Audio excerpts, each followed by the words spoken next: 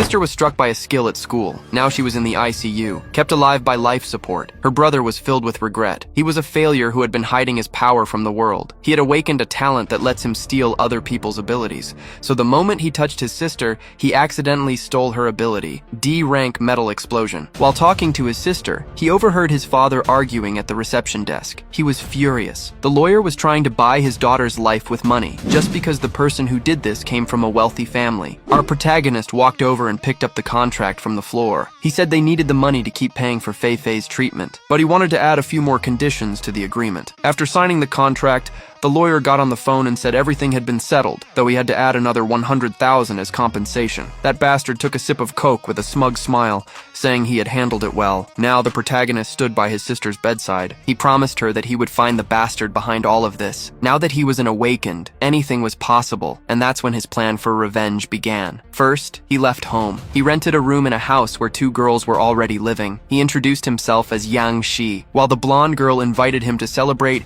he coldly walked away, saying he needed to unpack his things. Yang lay down on his bed, thinking about how the black cavity had suddenly appeared, and that was when the Blue Planet era began. Monsters invaded the world. Those who awakened special abilities became known as heroes. Normally, even the strongest awakened only possessed one talent, but Yang was different. He could now steal 999 different abilities, and he swore revenge against the hero who had left his sister lying in a hospital bed. Looking at the screen, he's startled to see it's already 2:30 in the morning. So, he quickly gets up to get ready, since he has to work early the next day. Walking down the hall, he is startled by a figure standing at the bathroom door. In the hallway, he sees a woman leaning against the door, realizing it's his other roommate. Looking closer, he notices she looks very sick and her face is quite red. With his things in hand, he slowly approaches and says hi to the girl, but she doesn't even answer, just runs into the bathroom and asks to use it before him. From the doorway, he just watches the girl vomiting non-stop into the toilet. A moment later, she completely loses her strength and collapses to her knees on the bathroom floor. The next instant, the girl passes out and remains there, unconscious next to the toilet. Worried, he approaches her, asks if she's okay, and wonders if he should help her, but he hesitates at the last second, afraid his help might cause a misunderstanding. Deciding to get help, he knocks on Ding Xin's door, apologizing for bothering her so late. Very sleepy, she opens the door yawning and asks why he hasn't gone to bed yet. Pointing to the bathroom, he tells her their other roommate has passed out and asks for her help, but she says to just leave her there, explaining that it's not the first time this has happened. Realizing he's on his own, he understands he'll have to handle the situation himself. Returning to the bathroom, he approaches the girl and tries to wake her up, asking if she can get up. With no other choice, he takes a deep breath and apologizes in advance for what he has to do to help her. As he lifts her into his arms to carry her to her room, a notification appears, detecting an ability in her. At that moment, he is completely surprised to discover that the girl is actually an awakened one. Carrying her to the couch, a floating screen shows the details of her F-rank ability. While she sleeps, he activates his power and says he's going to borrow her ability. With a slight smile, he's now curious to see the result of combining their two abilities. Given the option to merge his two skills, he watches the energies form in each hand. He then accepts the merge command, causing the two spheres of power to rise and combine. The combination finishes, generating a new skill concentrated in the palm of his hand. Looking at the screen, he sees the result is a brain enhancement technique that increases his reasoning. With his new ability, he decides to use deduction to finally find some important evidence on the case. The scene changes to the apartment complex, where our protagonist lives peacefully. Later that night, he's resting in bed when suddenly someone knocks on his bedroom door. Waking up drowsy from the noise, he gets up to see who's calling for him. He opens the door moments later, still looking sleepy and not quite understanding what's going on. To his surprise, it's the woman from the night before. She thanks him and introduces herself as Lin Nai Xue. Taking the clothes, he introduces himself as Yang Shi and says he just did what had to be done. As they talk, he asks if she's feeling well or if she needs any help. Thanking him for his concern, she says she's fine and used to it, telling him not to worry. Hearing her answer, he feels relieved and tells her that's good to know. But just then, a man appears at the door,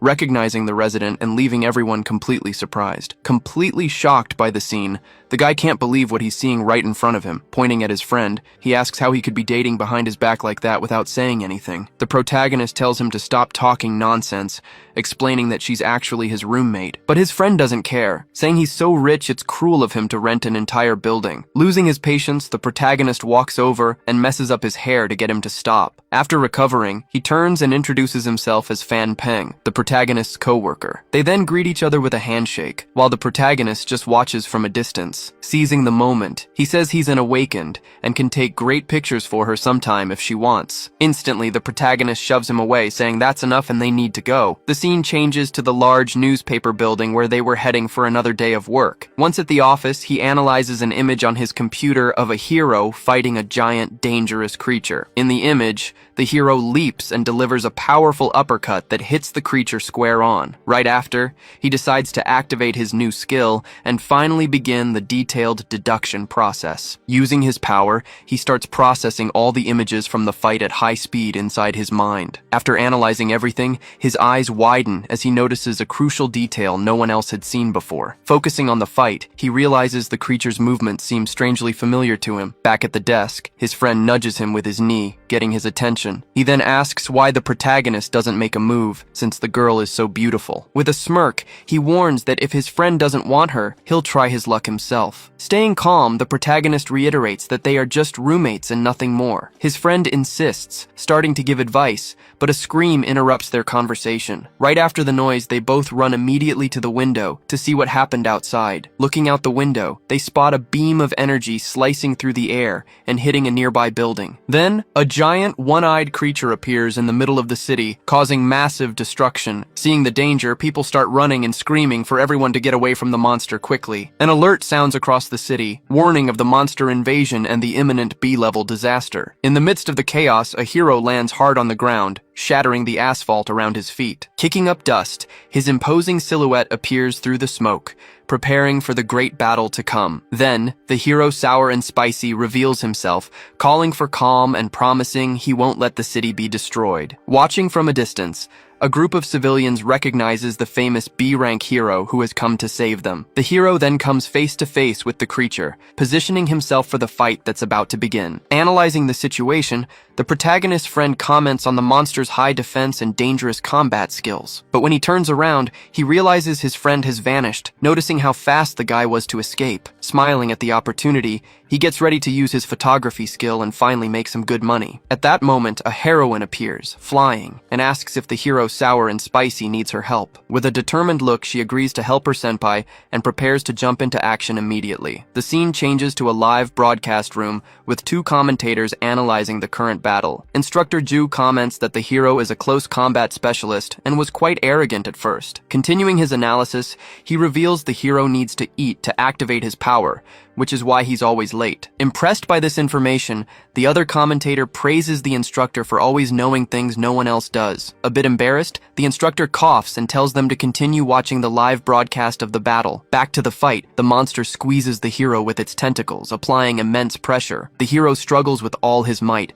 trying desperately to break free from the enemy's hold. Seeing the danger, the heroine screams desperately, begging her senpai to dodge in time. She then charges forward, launching a massive fire blast at the giant, dangerous creature. The blast hits the target dead on, engulfing the entire battlefield in an explosion of flames. Back in the studio, the host says the monster is almost dead, but the instructor disagrees. Explaining his point, he says that monsters are intelligent, and this creature doesn't seem nervous at all. Meanwhile, in the fight, the heroes watch the flames, waiting to see the final result of the powerful attack. But suddenly, the fire begins to extinguish on its own, as if something were snuffing out the flames. To everyone's surprise, the monster emerges completely unharmed, walking out of the smoke without a single scratch. Realizing the creature now has resistance, she asks if he can hold on until the other heroes arrive. Hearing the question, the hero remains silent, looking very thoughtful about what to do in this complicated situation. Going back in time, a person warns him that he's already reached his peak and cannot afford a single defeat. Remembering this, he becomes determined and says he absolutely cannot allow himself to be defeated. Watching everything from a distance, the protagonist follows the fight in silence, analyzing the hero's every move. Determined to turn the tide, the hero takes out a small pill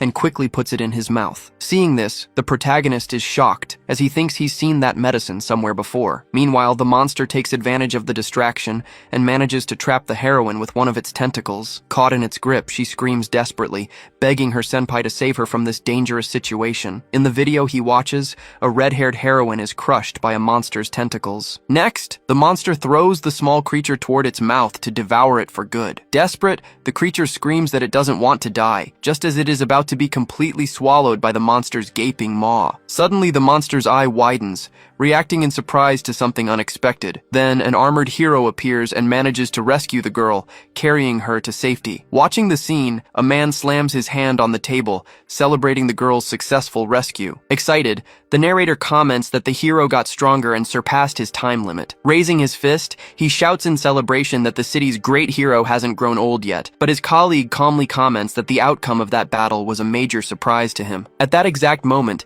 he gets startled and warns that a new enemy has appeared to attack the hero. From the top of a building, a mysterious figure watches the monster, letting the battle continue. With that, the mysterious figure lunges forward and lands a blow that slams the monster against the ground. Taking a direct hit, the monster is engulfed by a massive blast of energy on the spot. With his suit damaged, the hero looks at his hand and wonders if that was all. Right behind him, the monster splits in two, revealing a dangerous new form. Focusing the monster's eye, it begins to release a massive amount of energy to attack, but the hero charges forward and hits the creature dead on with a powerful energy blast. Upon taking the hit, the monster is thrown far away while the hero watches the outcome. Suddenly, the hero coughs up blood, showing that the attack also wounded him. With no strength left to fight, he ends up falling to his knees on the ground, completely exhausted. Seeing the fallen hero, the girl runs toward him, screaming his name in desperation. At that, he makes an expression of pain, trying to gather the strength to stand up again. Beside him, the girl screams in panic and despair,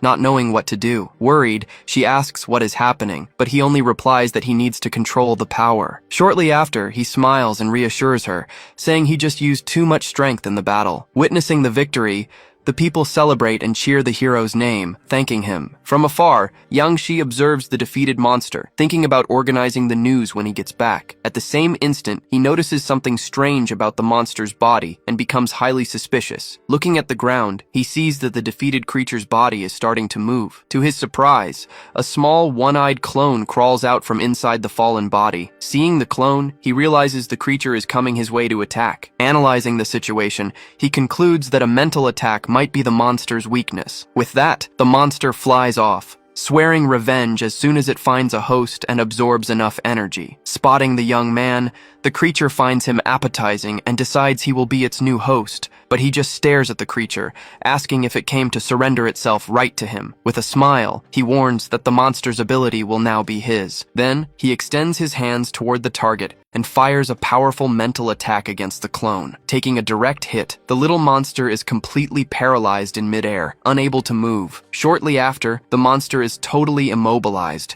floating helplessly in front of the young man. From afar, the heroine senses a presence of power and wonders if someone is using abilities. Holding the clone, he explains that the creature's only luck was that his attack wasn't strong. With that, he activates his power and begins the process of extracting the small monster's ability. At the same instant, an energy sphere materializes in the palm of his hand, finalizing the process. Next, a floating window displays the information of the new B-rank ability he just stole. Understanding the power, he realizes he now has an invisible shield covering his entire body. Holding the abilities, he says that the rule about every power having a weakness doesn't apply to him. At that moment, a woman with fiery wings appears and shouts angrily, asking who is there. Hiding himself, he thinks it's not time for them to find out about him yet, so he vanishes. Shortly after, she lands on the ground and takes a deep breath, searching for the presence she felt in the area. Confused, she comments that she felt mental energy, while a figure silently emerges right behind her. Appearing from the shadows, the masked man asks if he is the one she was looking for. Then, she turns toward him and asks if he was the one who used the ability. With his reflection showing in a puddle, he steps on it,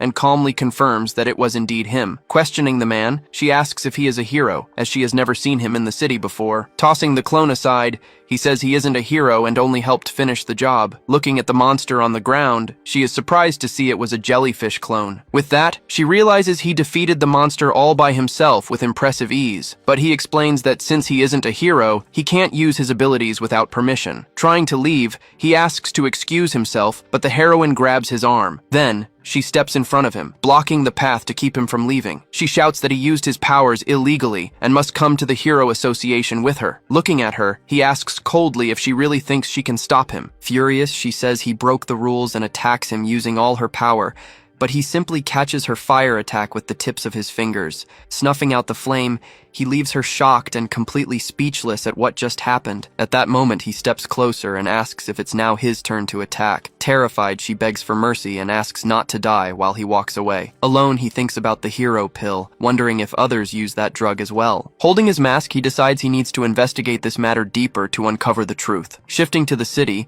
a train travels along an elevated track at night, crossing between buildings. Sitting in the car, he thinks that now he needs to stop stealing abilities for a while. So he decides he needs to explore and fully understand his new superbrain ability. Besides, he also needs to consolidate all the information he uncovered about the mysterious blue pill. At that moment, a man passes by him in the aisle and asks to get through. Feeling the seat, he notices that the backpack next to him has disappeared. Jumping to his feet, he panics upon realizing that someone just stole his bag. With that, he remembers his suit was inside the backpack and that the thief was that man. Confused, the passengers wonder how he vanished since the train hasn't even reached the station yet. Suspecting an ability, he tries to focus on any clue, like the thief's scent. Then he activates his power and uses his super brain to enhance all of his senses. Using his sense of smell, he tracks the bag's scent to the man, who now has a different appearance. Analyzing the situation, he realizes it isn't invisibility, but rather an instant transformation. With a slight smile, he thinks this free ability will be very useful for his plans. Getting off at the station, the thief walks calmly down the street, unaware that he is being followed. Highly satisfied, he hums to himself, thinking that today's haul was truly massive. Suddenly, he feels a terrifying presence and stops, noticing a dark figure right behind him. Turning his face slowly, he prepares to see who has been following him. Upon seeing the boy, he is shocked and wonders since when he had been tracking him. Panning into a panic, he starts running, screaming that today was a total failure. With that, he runs and enters a public restroom he finds along the way to hide. Arriving right after, the young man tells him to come out, asking if he wants to play hide and seek. But upon opening the door, he discovers the place is completely empty and vacant. Standing outside, he then wonders if the thief escaped into the women's restroom instead. The scene changes. He's now standing in front of a women's restroom, following a lead. He knocks on the door and tells the person to come out, but whoever is inside just calls him a pervert. Since no one obeyed, he simply kicks the door in, forcing the person to finally reveal themselves. On impact, several objects fly out as a voice screams desperately for help against the intruder. With paper on his head, he notices the person's ability is special, as it can even change their voice. Inside, a man dressed as a woman begs for forgiveness, saying it was his first time doing something like this. Looking at the disguise, he comments that it's a shame the ability doesn't change one's appearance and body. Realizing the situation, the thief laments his bad luck and how badly his plan has failed. Then the protagonist throws a purse, saying that this is the one that belongs to the real thief. Terrified, the man hands over the stolen backpack, returning what he had taken from our protagonist. Taking the backpack, he unzips it to check if all his things are still there. He then asks if the thief opened it, but the guy swears up and down that he didn't touch it. Adjusting his glasses, he advises the man to get a job and live a normal life from now on. Very grateful, the thief promises he'll never steal again and is thankful for being spared. But with a cold stare, he asks if he ever said he would actually let him get away with it. Using a mental strike, he paralyzes the thief, who freezes on the spot, completely unresponsive. Right after he steals the ability, commenting that it would be a waste not to take an F-rank power. Testing the new power, his shoes transform and tie themselves in the blink of an eye. Then his entire body is covered by a new suit, showing the result of his complete transformation. Commenting on the skill's convenience, he's approached by police officers who ask if he heard anything. Pointing to the restroom, he confirms he saw a suspicious man go in there, and the guards rush to take action. Watching the thief being taken away, he reflects that some ability users don't deserve their powers. A week passes. We see a taxi parked in front of a building at night. Getting out of the car, he finds his friend eagerly waiting for him outside. His friend greets him, but he asks why he had to come all this way just to talk. Hugging the protagonist, his friend acts mysterious, asking him to guess who they found at that bar. With a mischievous grin, he reveals that his friend's girlfriend, Lin Nai Shui, works as a bar girl. Unfazed, he corrects him, saying she's not his girlfriend and asks why it even matters. Ignoring the response, his friend pulls him inside the bar, saying he'll believe it when he sees it. Once inside, his friend points to a spot, telling them to sit there and watch. On stage, a woman is dancing inside a cage, capturing the entire bar's attention. Continuing her performance, she moves in a way that draws all eyes to the stage. In the middle of her dance, her face shows great surprise as she recognizes someone in the audience. Then she sees the protagonist, wondering why he would be there at that exact moment. Trying to cheer his friend up, he tells him not to be sad and to enjoy the night he's prepared for them. Then he gets on the table and calls some girls over to their private booth. Soon after, 3 women approach, and he introduces them to the protagonist as his good sisters. Introducing his friend, he says this is Yang Shi and asks the ladies if they think he's handsome. The women then sit next to him, complimenting his looks and inviting him to drink with them. Shifting to the booth next door, we see a group of people drinking and talking at their table. Meanwhile, a guy complains that he lost a race to some guy named Gao Zheng because he didn't have his car. Hearing the complaint, his friend tells him not to blame the car, since it was just a racing battle. But the man with braids just laughs, amused by the situation and their conversation. Then the girl from the stage approaches and asks if he can't just be her personal bodyguard. Looking at her, he asks with a smile if she suddenly lost the ability to speak. Meanwhile, the other man comments that it must be tough for a normal person to be restrained by a hero. Showing his irritation,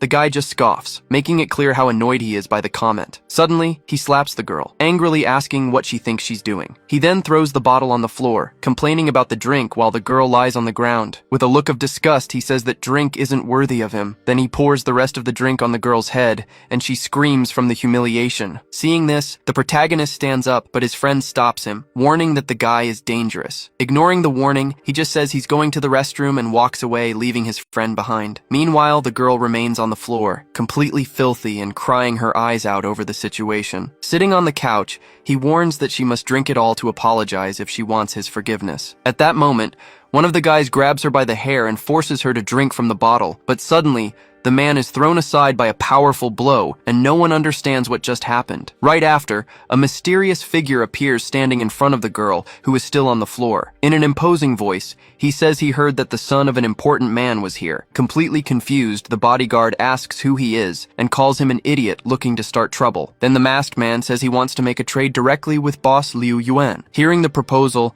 Liu Yuan becomes curious and asks what kind of trade it would be. Noticing his interest, the bodyguard warns that it's getting late and they should leave, but Liu Yuan shoves him hard, telling him to get out and not to interfere with his negotiation. With a look of pure rage on his face, the bodyguard glares at the man who disobeyed him. Getting up, Liu Yuan asks if the masked man really wants to make a trade with him. The bodyguard then holds him back, telling him to sit down and rest because he's already very drunk. With a serious look, he warns Liu Yuan to let him handle the situation with the mysterious man himself. Sitting on the couch with a glass in his hand, the masked man asks if the guard really wants to start a fight. Although he dislikes violence, he warns that he will act if he's prevented from speaking with the boss. Then he stands up, saying the only option will be to beat him until he's completely unconscious. Facing his opponent, the guard accepts the challenge and tells him to bring everything he's got. Wrapping his hands and enveloping himself in energy, he guarantees he'll show him who's going to get beaten. With his hands in flames, he says it's the masked man's unlucky day for messing with the wrong person. Watching from a distance, the protagonist notices his opponent is preparing to use a C-rank fire attack. Meanwhile, the crowd comments on the man's courage for challenging the disciple of an A-rank hero. With a confident smile, the bodyguard charges forward and throws a direct punch at his opponent. Noticing he doesn't dodge, everyone wonders why he's just standing there and what his plan could be. The blow lands squarely, but he stops it with just one hand, asking if that's all he's got. Calling the masked man naive, he boasts that no one has ever been able to handle his special abilities. Right after, he unleashes a massive blast of fire that engulfs the entire area. Terrified, the people scream, thinking he's going to burn his opponent to death with that attack. Engulfed in flames, the masked man remains still, not moving an inch from where he stood. Suddenly, a hand emerges from the middle of the fire, showing he survived the attack. To everyone's surprise, the flames dissipate, revealing he is completely unharmed. Shocked by the outcome, the bodyguard can't believe the man escaped without a single scratch. Immediately after, The masked man extends his hand and launches a direct mental strike at his opponent. Stunned by the attack, the man is paralyzed, his eyes turning white as he shows no reaction. Taking advantage of the paralysis, the masked man hits him with a swift chop to the back of the neck, ending the fight. His eyes rolling back, the bodyguard collapses to the ground, completely unconscious after the blow. Shocked by the scene, Liu Yuan says that he was taken down with a single hit. He then approaches the fallen man and steals his ability, acquiring a new power. Upon analyzing the technique, he sees it's a C-rank power called Fire Fist. Looking at Liu Yuan, he realizes the other men who were with him have already fled and disappeared. In despair, Liu Yuan complains that all those ungrateful men ran off so quickly and abandoned him. Trembling with fear, he asks what the trade is and offers to transfer any amount of money. But the masked man grabs him by the neck, and he begs for his life, asking if he knows who his father is. Unintimidated, he asks what it matters if his father is the famous Ji Sai. Struggling to speak, he warns that if he's killed, his father will definitely not let it slide. Then the masked man tells him not to worry, as he won't kill him, and asks what a trait is. Leaning close to his ear, he whispers and asks if Liu Yuan wishes to have that ability for himself. His eyes wide, he is completely shocked by the proposal, unable to believe what he just heard. Right after the masked man lets him go, leaving him standing there, pondering the offer he received. Still on the ground, he asks if the masked man thinks he's a god who can give whatever he wants. As he leaves, he throws a piece of paper and tells Liu Yuan to go alone to the marked location in 7 days. Outside the bar, his friend calls and complains about how long he's taking, thinking he got held up. On the phone, he explains the bar was too loud and he just stepped out for some fresh air. His friend then invites him to grab a bite, saying he missed a show and that he'll tell him all about it. Looking at a building, he reflects that the plan is going well and he just needs to wait for the bait. The scene changes to the Hero Agency building, where an important meeting is about to begin. In a room, a group of people is watching a video of the fight from the previous night. On the big screen, the video shows the exact moment the masked man prepares to attack the bodyguard. Then, a man asks for their thoughts after watching the entire recording of the confrontation. Analyzing the scene, one of the attendees comments that the masked man's combat ability is B rank or higher. But another man disagrees, saying he wasn't defeated by a physical blow like everyone thought. Recalling the scene, he explains that the final blow was dealt the exact moment he raised his hand. Another participant adds on, asking about the status of the bodyguard's injury analysis report. Upon hearing the question, his eyes widen in shock, as if he's discovered something impossible to believe. Discovering that the bodyguard's ability has vanished, everyone in the room is completely shocked by the news. Meanwhile, the masked man reflects that a big problem seems to be approaching for all of them. Upon learning of the situation, the meeting leader's expression turns to one of pure fury and concern. Intrigued, one of them asks who he is and how he can remove other people's abilities like that. Recalling something, the other says that, as far as he knows, only an S-rank hero can do that. Based on this information, the leader questions if they think the masked man could be that hero. But the man in blue says it's impossible, as that hero is an old man on the verge of death. So they suggest reporting the case to the Hero Association, since they can't handle it on their own. However, another member suggests that instead of reporting him, they should try to recruit him for their team. Agreeing with the idea, the boss tells them to keep the matter secret and dismisses them to think it over. Changing scenes, we see Liu Yuan's mansion, where he is resting after the incident at the bar. Lying in bed, he wonders if he can really have an ability of his own, and what it would be like. Reading the note, he tries to understand what the masked man wants from him in exchange for such an incredible power. Ignoring the consequences, he crumples the paper, determined to accept the proposal no matter what. With a smile, he thinks that in just a few days he'll have an ability and that nothing else matters. Elsewhere, the protagonist and his friend are walking towards a museum for an unexpected visit. As they walk, his friend says he's there to hit on girls, not to see monsters. Pointing to the side, he says he came to see a specific person who is right over there. Looking at the statue, he explains he wanted to write an article about the monster invasion in the city. The camera focuses on the monster's face, showing every detail of the creature that once terrorized the place. In a flashback, we see the monster firing a powerful beam from its mouth, causing massive destruction. Impressed by the scene, the protagonist remarks on how incredibly strong and dangerous that creature was. Imagining the possibilities, he thinks about what would happen if he could steal such a powerful ability. As he tries to get closer, he is stopped by a guard who asks what he's trying to do. Showing his ID, he introduces himself as a reporter who wants to write an article about the invasion. The guard allows him to write, but forbids him from touching the statue under any circumstances. With a discreet glance, he signals his friend, who immediately understands the plan. His friend then distracts the guard, apologizing and asking where he can find a beautiful mutant beast. Taking advantage of the distraction, he touches the statue and prepares to steal the creature's ability. As he steals it, he can feel the ability but realizes it's taking a lot of strength to acquire. After some effort, the ability is finally stolen, and a purple energy begins to envelop him. Suddenly his eyes go wide, surprised by what happened after absorbing the power. Then a screen appears, but it's completely blank, with no information about the new ability. Looking at the screen, he sees the ability is a simple E-rank plasma beam. Completely shocked, he can't believe he only got an E-rank ability from an S-rank monster. Looking at the statue, he theorizes that the power diminished because the monster has been dead for a long time. So he concludes that the ability he stole before kept its rank because it was from a living target. Realizing he won't get anything useful here, he decides to leave since he can't waste any more time. The scene changes to his apartment building in the late afternoon with a beautiful sky. Back home, he examines the 3 orbs he obtained, lamenting that he only got low-rank abilities. Looking at the details, he sees one of them is an F-rank clone that only lasts for 1 minute. Next, he checks the plasma one, the E-rank ability he got from the monster. The last one was a control ability that could increase someone's favorability towards him. Sighing in frustration, he complains that the ability's powers are so weak, it's irritating. But suddenly he wonders if it's possible to separate the orbs, since he can combine them. To test his idea, he picks up the C-rank orb from the bodyguard he defeated at the bar. With the object in his hand, he concentrates and gives the command to try and dismantle the ability. However, the energy orb remains in his hand without any change whatsoever. Deciding not to give up, he tries one more time, concentrating on dismantling the ability. This time the orb cracks and shatters, and the screen confirms the dismantling was successful. To his surprise, the orb transforms into several black cubes scattered across the table. Analyzing the cubes, he discovers they are foundation materials called Level 1 Dark Power. With the cubes in his hand,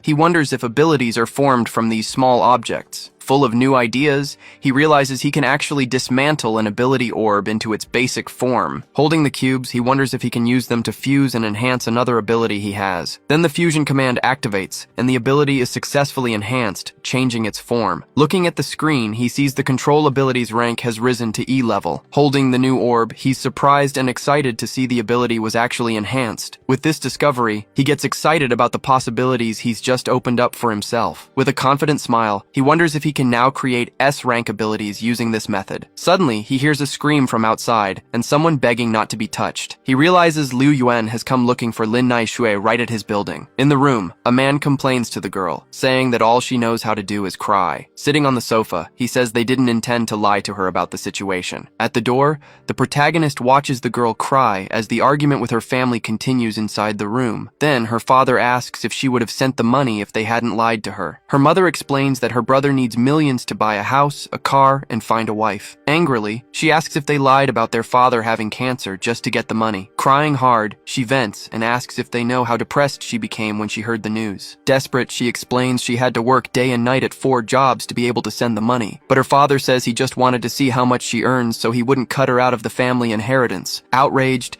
she asks if he intended to sell her to a stranger to get the rest of the money. Then her mother consoles her, saying the man has good values and wouldn't let her suffer. With disdain, she asks where they think the $50,000 she sent came from. Shouting angrily, she reveals that she has to accompany people for drinks, and that's how she earns money. Hearing this revelation, her parents are completely shocked and speechless at what they've just discovered. Standing up, her father accuses her of being shameless and ruining the family's reputation. Threatening to hit her for not taking care of herself, he raises his hand to give her a hard slap. In that instant, the protagonist grabs his wrist, saying she's still his daughter. Surprised by the intrusion, the man glares at him with a look of pure rage and contempt. Then he asks who the young man is, telling him not to meddle where he's not wanted. But her mother feels remorse, and the protagonist decides to give a little help to resolve the situation. Seeing the woman's remorse, he activates his control ability to influence her attitude. Right after, she slaps her husband, yelling at him to stop all the commotion. Yelling at her husband, she asks if his heart is made of stone for making their daughter suffer. Apologizing, the mother hugs her daughter, who cries as she finally feels accepted by her. Defeated, the father says it's all right, and that he'll let the brother get the money on his own. Remembering someone who was sick, He reflects that luckily they realized their mistake in time to fix it. Then he thinks about how, in this world, people care for those they truly love. Changing to the train station, she says goodbye to her parents, promising to return for the new year. Waving from the window, her mother tells her to take care of herself and not to do anything foolish again. After the farewell, she thanks him for accompanying her and tells him they should go. Handing her a drink, he says he hopes her brother will grow up and learn to be responsible. With a smile, she asks him to come closer, because she wants to tell him a secret. A bit awkwardly, he asks what it is, not understanding what she's planning to do. Then she moves closer and kisses him, leaving him completely surprised and unable to react. Still close to him, she thanks him for helping her with her problems twice. At night, the masked man watches the Monster Management Center, noticing the reinforced security. Seeing a truck approaching, he decides he'll need a special method to get in. Running towards the vehicle, he prepares to jump and grab onto the back. With a leap, he manages to hold onto the back of the truck, his grip strong enough to not fall. Catching his breath, he prepares to climb up and get into the truck without being seen. But suddenly, he comes face to face with something unexpected, not understanding what it is. To his surprise, a girl appears and gestures for him to be quiet. Confused, he realizes she's also trying to break into the Monster Management Center. Even more surprised, he notices the person holding him there is actually a girl. Completely flustered, he says it's a pleasure to meet her and comments on the big coincidence. Annoyed, she complains about her bad luck and says that things here are obtained through one's own power. She then introduces herself as Qian Duo and asks who he is, waiting for his answer. The driver announces they're arriving, and she says she can't get off with him hanging on like that. Yelling for her to hold on tight, he pulls her and jumps off the moving truck. In the air, they fall together, moving away from the truck as it continues on its way. After they land, she asks how long he plans on holding her like that. Annoyed, she pulls him by the cape and says she had no choice but to hug him. Once inside, they find themselves in the monster management area, ready to start their mission. Asking if he's a newbie, she tells him to be careful and calls him senpai. Since he was honest, she allows him to follow her and help with her mission. Observing a monster, she says her boss wanted the white fur from that wolf's chest. With a knife in hand, she prepares to carefully cut the fur so as not to ruin it. Suddenly, she summons a box, showing her special storage ability to the masked man. With a smile, she boasts about her inventory bag, and he regrets not being able to steal her power. After getting the item, he tells her they should hurry to the next management room. As they walk, he takes the opportunity to steal the wolf monster's ability, but suddenly, a security alarm goes off, and she wonders if they've been discovered. A desperate man runs out of a room, yelling that the situation is terrible and dangerous. Crying in fear, he screams that one of the monsters has revived and is on the loose. Hearing the scream, the two turn around in surprise, unsure of what to do in this unexpected situation. Then the monster grabs the man, who screams desperately for help as he's dragged into the darkness. Scared, she asks him to hold her, as her leg is numb and she can't move. Suddenly, a tentacle strikes her from behind, taking the girl completely by surprise. Screaming in pain, she's thrown aside, and he yells her name. Desperate, angry, he uses his ability and launches a fire blast at the monster. Dodging the attack, the monster captures her, and she screams for help, begging him to save her. Noticing some items, he realizes the place has many gold attribute materials he can use to his advantage. With the element in hand, he prepares to use his new shape-shifting ability. Then, several metal blades shoot up from the ground, heading for the tentacles holding her. Dodging the strikes, she manages to break free and escape the monster's grip, falling to the ground. Worried, he runs to her and asks if she's okay, but she just screams in pain. On the ground, she complains that the tentacle was too thick and the blow hurt her badly. Looking at the monster, he says they'll know what it is when they see it up close. Then the creature reveals itself, and a person trapped in its tentacles screams desperately for help. In the darkness, he spots another person on the ground nearby, who also seems to be in trouble. Surprised by the scene, she's in shock, unable to believe what she's seeing right in front of her. Looking at the monster, he braces himself for the battle about to begin. The monster then attacks with its tentacles, forcing them both to prepare to defend themselves. Using his ability, he creates a metal barrier to protect himself from the overhead strike. The tentacle hits the barrier head-on, but it manages to withstand the powerful attack. However, the tentacle keeps pressing, causing the barrier to slowly start shattering. Desperate, she yells that the shield is shrinking and tells him to think of something fast. Afraid of being eaten, she hides behind him, screaming that they're doomed to die. Remembering the fuel tanks, he says this won't work and he needs a plan. Assuring her he'll protect her, he says he has a way, and she asks what the plan is. He then launches a metal blade towards the fuel tanks he saw earlier. At his command, the blade guides several fuel tanks toward the attacking monster. The tanks latch onto the creature's tentacles, which doesn't understand what's happening. Right after, he launches a small spark of fire towards one of the tanks. The tank explodes, causing a chain reaction that engulfs the entire monster in a massive blast. With the explosion, he yells for everyone to run and take the chance to escape. Pulling her by the hand, he guides her along the edge to flee the chaos. But as she looks back, she's startled by something unexpected that suddenly appears. At that moment, an older man appears and delivers a powerful strike with his greatsword. Completely frozen, the two stare at the man, surprised by his sudden appearance. He then accuses them of being thieves and asks if they were the ones who revived the monster. Facing the man, she asks why he's spouting nonsense without knowing anything. Angry, he calls her disrespectful and says he was already traveling the world when she was just a baby. Shouting back, she says he doesn't deserve her respect and glares at him with hatred. Recognizing the name, she remembers he's the hero who defeated an A-rank monster all by himself. In a respectful tone, the masked man greets him, and the hero warns that he'll deal with them later. Then he charges toward the monster, preparing to use his northern sword technique. With a leap, he unleashes a strike that transforms into an energy wolf and hits the monster. Watching the fight, the masked man comments on how destructive and hard to dodge his skills are. Screaming in pain, the monster thrashes and prepares to counterattack the hero who struck it. But the swordsman leaps over the monster and readies his second strike, attacking from above. He then unleashes a dimensional slash, which creates multiple blades and hits the creature at several points. The blow severs the monster's tentacles, and it begins to disintegrate and lose its form. With a determined look, he readies his next attack to finally finish the creature once and for all. He then launches a whirlwind wave slash, engulfing the monster in a cyclone of blades. The final blow hits its mark, and the monster is completely destroyed, splattering blood everywhere. Still panting, he drives his sword into the ground, catching his breath after the intense battle. Turning to them, he says it's now their turn to face his fury. Trying to de-escalate the situation, the masked man assures him they didn't revive the monster on purpose, but the hero tells him to stop lying, saying they're suspects, and he won't believe them. Worried, she asks if he's confident he can beat that crazy old man in a fight. Answering with another question, he says that if he can't, she'll have to fight herself. Quickly denying it, she says she just wanted to lend him some useful gear to help in the battle. Then she shoves him forward, wishing him good luck and explaining that the armor will help. Observing her attitude, he comments on how her personality is a lot like his sister's. Wasting no time, the hero charges and unleashes a direct sword strike at him. With a swift move, he manages to block the attack with his arm, surprising the swordsman. Noticing the defense, he realizes the armor really did block the attack and was very useful. The hero then continues his assault, launching a series of fast and precise strikes with his sword. Grazed by a strike, he activates his super brain ability to heighten his senses in the fight. With the ability active, the hero charges once more, preparing for a new attack. Analyzing the situation,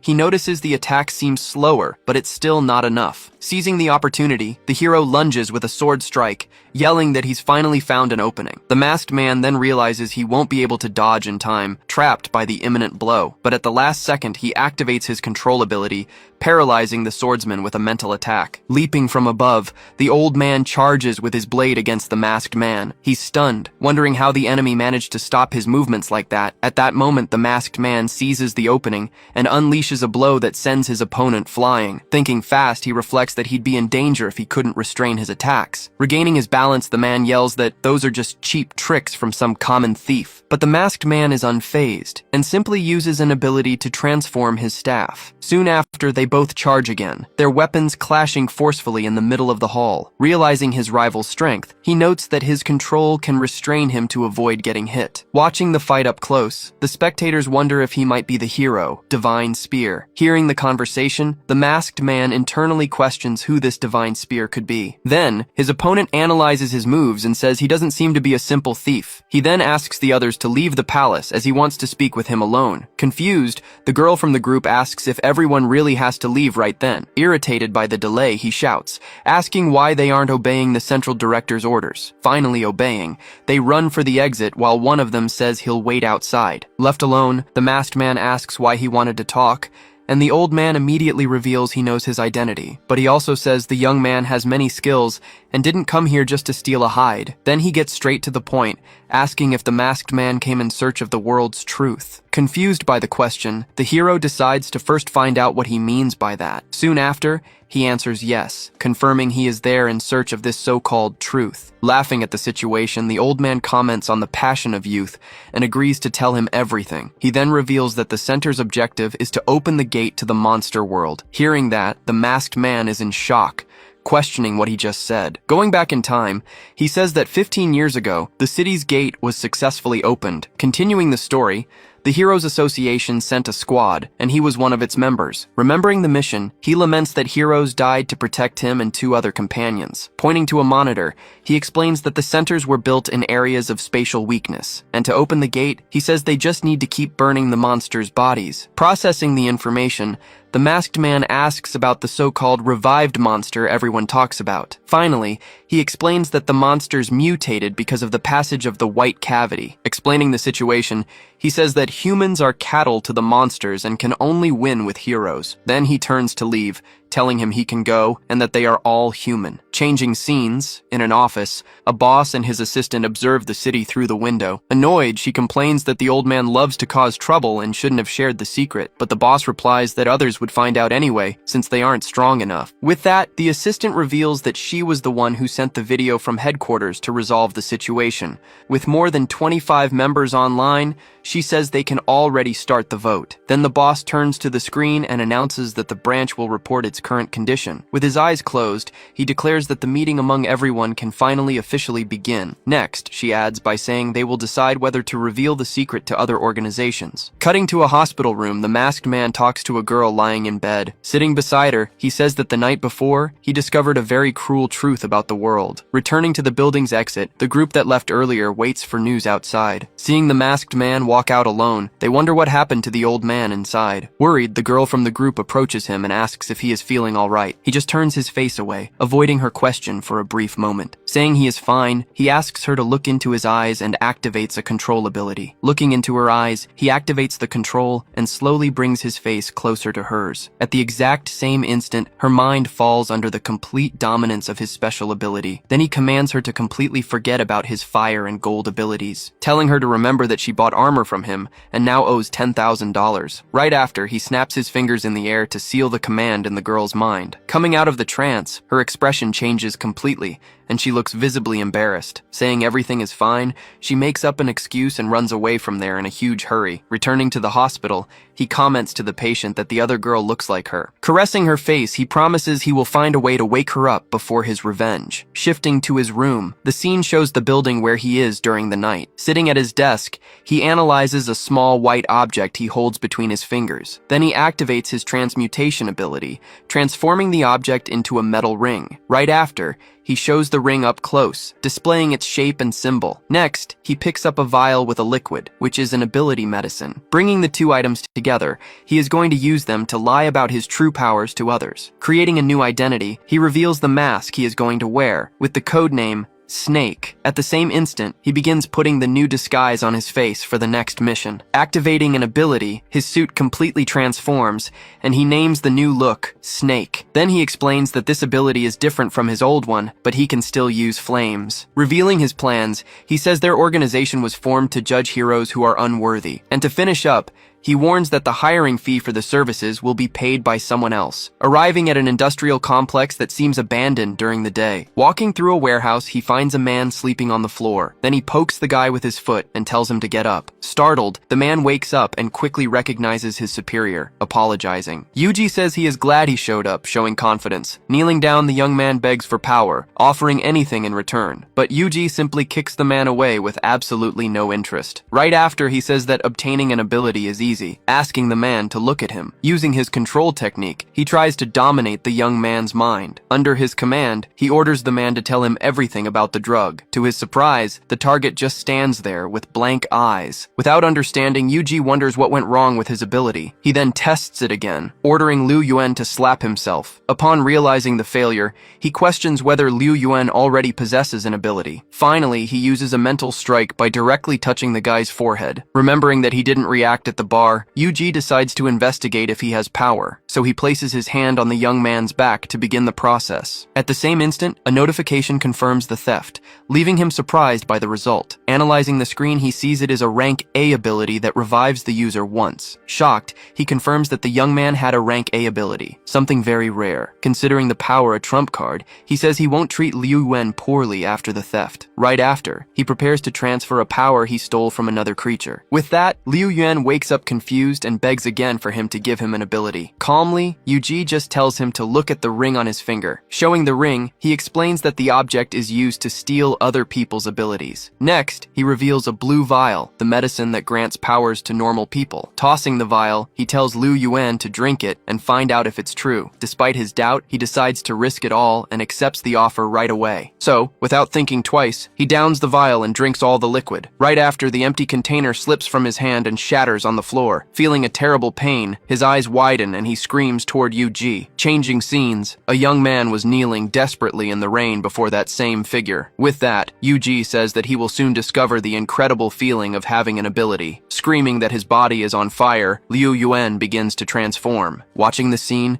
Yuji reveals that he activated his power core, not the medicine. At the same instant, his ears change shape, becoming pointed and covered in white fur. Right after, his hands change too, growing sharp claws on his fingers. With the transformation complete, he roars loudly and wonders if that is really him. Yuji then explains that it is a lineage ability, a werewolf transformation. Impressed, he compares his form to his brother's and asks who is stronger. In response, Yuji informs him that his brother is rank A while he is only rank E. Trying to calm him down, he says that because he is new, they could only give him a rank F medicine. Hearing this, the werewolf makes a crying face, looking like a puppy. He then adds that because of his reputation, they bumped the level up to rank E. With that logic, he realizes that one day he might become stronger than his father. Grabbing his superior, he begs for a rank A medicine, calling the man father. Then he suggests calling him Godfather, but Yuji interrupts him, explaining the rules. With that, he asks about the organization, and Yuji reveals its name and leadership structure. Introducing himself, he reveals he is Yuji, one of the organization's 12 powerful managers. Impressed, Liu Yuan questions how strong their boss must truly be, but Yuji forbids him from speculating, saying the leader is a mysterious figure. Then the young man asks what the fastest way to earn credit in the organization is. He replies that it is by completing missions, and hands him a very specific task right away. Using his identity, he must find out everything about the mysterious blue pill that appeared. Not understanding, he asks what that is, and Yuji explains it is an enhancement item. With his eyes shining, he comments that enhancing abilities sounds like a great idea for everyone. Taking a hit, he hears that a hero has already hurt innocents because of the pill. Already turning back into human form, he asks who the hero was that did that. Yuji then reveals it was his company's rank A hero, Bing Chuan. Shocked, he shouts that the hero's name is Li Kan Yang and calls him trash. As a reward, he promises to give him a rank D medicine once the mission is completed. Already on his way out, he turns around and says he forgot to mention one last detail. Warning him about the deadline, he reveals that the ability he gave him lasts for only 1 week. Completely desperate, the young man screams in panic upon hearing the terrible news. Changing scenes, a young man walks calmly through the city, a drink in his hand. Stopping in front of a mural,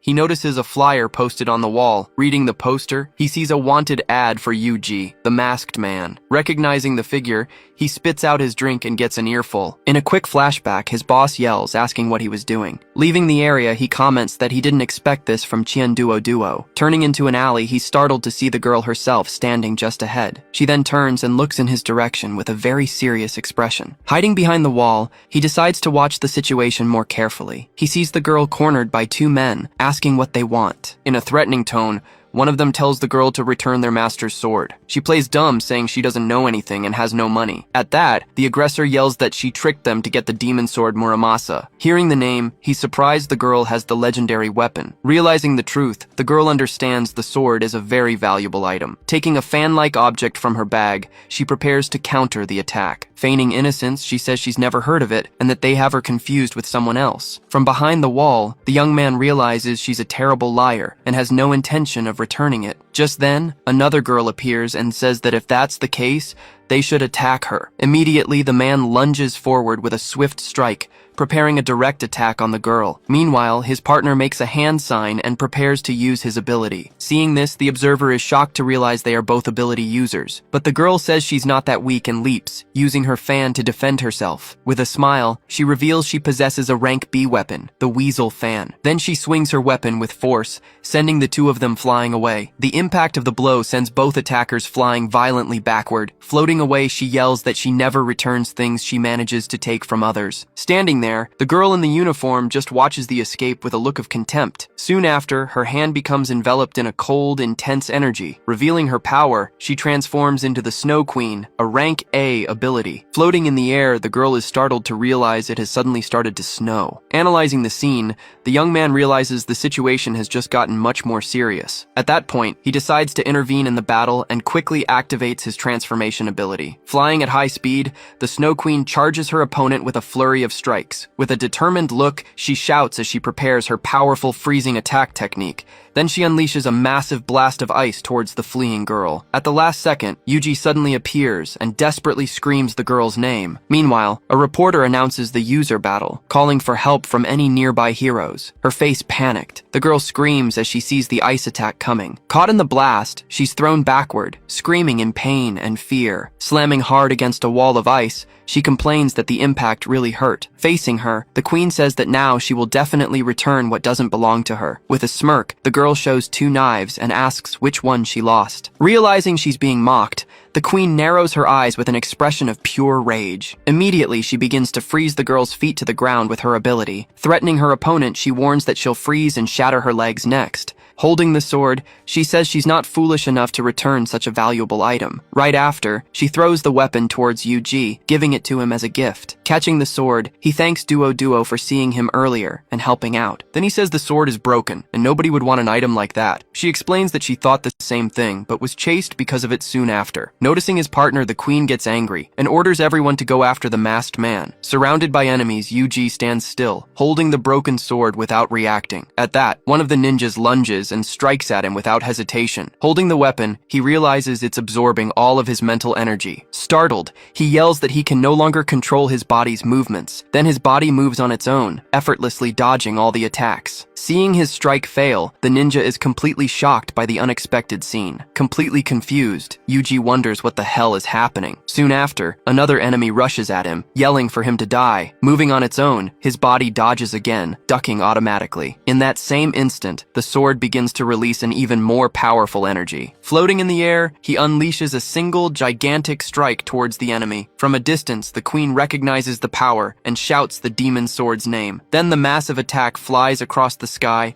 and disappears completely into the distant horizon. Fallen on the ground, the ninja begs for help, but Yuji just stares at him. Next, a window appears, confirming that he has stolen a new ability. Realizing his mental energy is depleting, he warns that he can't hold on any longer. Seizing the chance, the queen furiously shouts and launches a shower of freezing strikes at him. Realizing he has no way out, he says that today he'll have to use the rebirth ability. Suddenly, an immense green energy barrier appears, to everyone's surprise. Hitting the protection, the ice crystals shatter in midair instantly. Surprised by the technique, he wonders if that's really a breathing barrier. With the arrival of reinforcements, the two girls react with expressions of pure surprise. At that moment, two warriors appear, and one of them accuses the group of causing trouble there. Facing the newcomer, the queen says they just want their things back, but Duo retorts that the sword was a fair trade with her master. Seeing the situation worsen, the queen decides the best choice is to plan an escape. Suddenly, an ice crystal forms on Duo's foot, trapping her. Seeing this,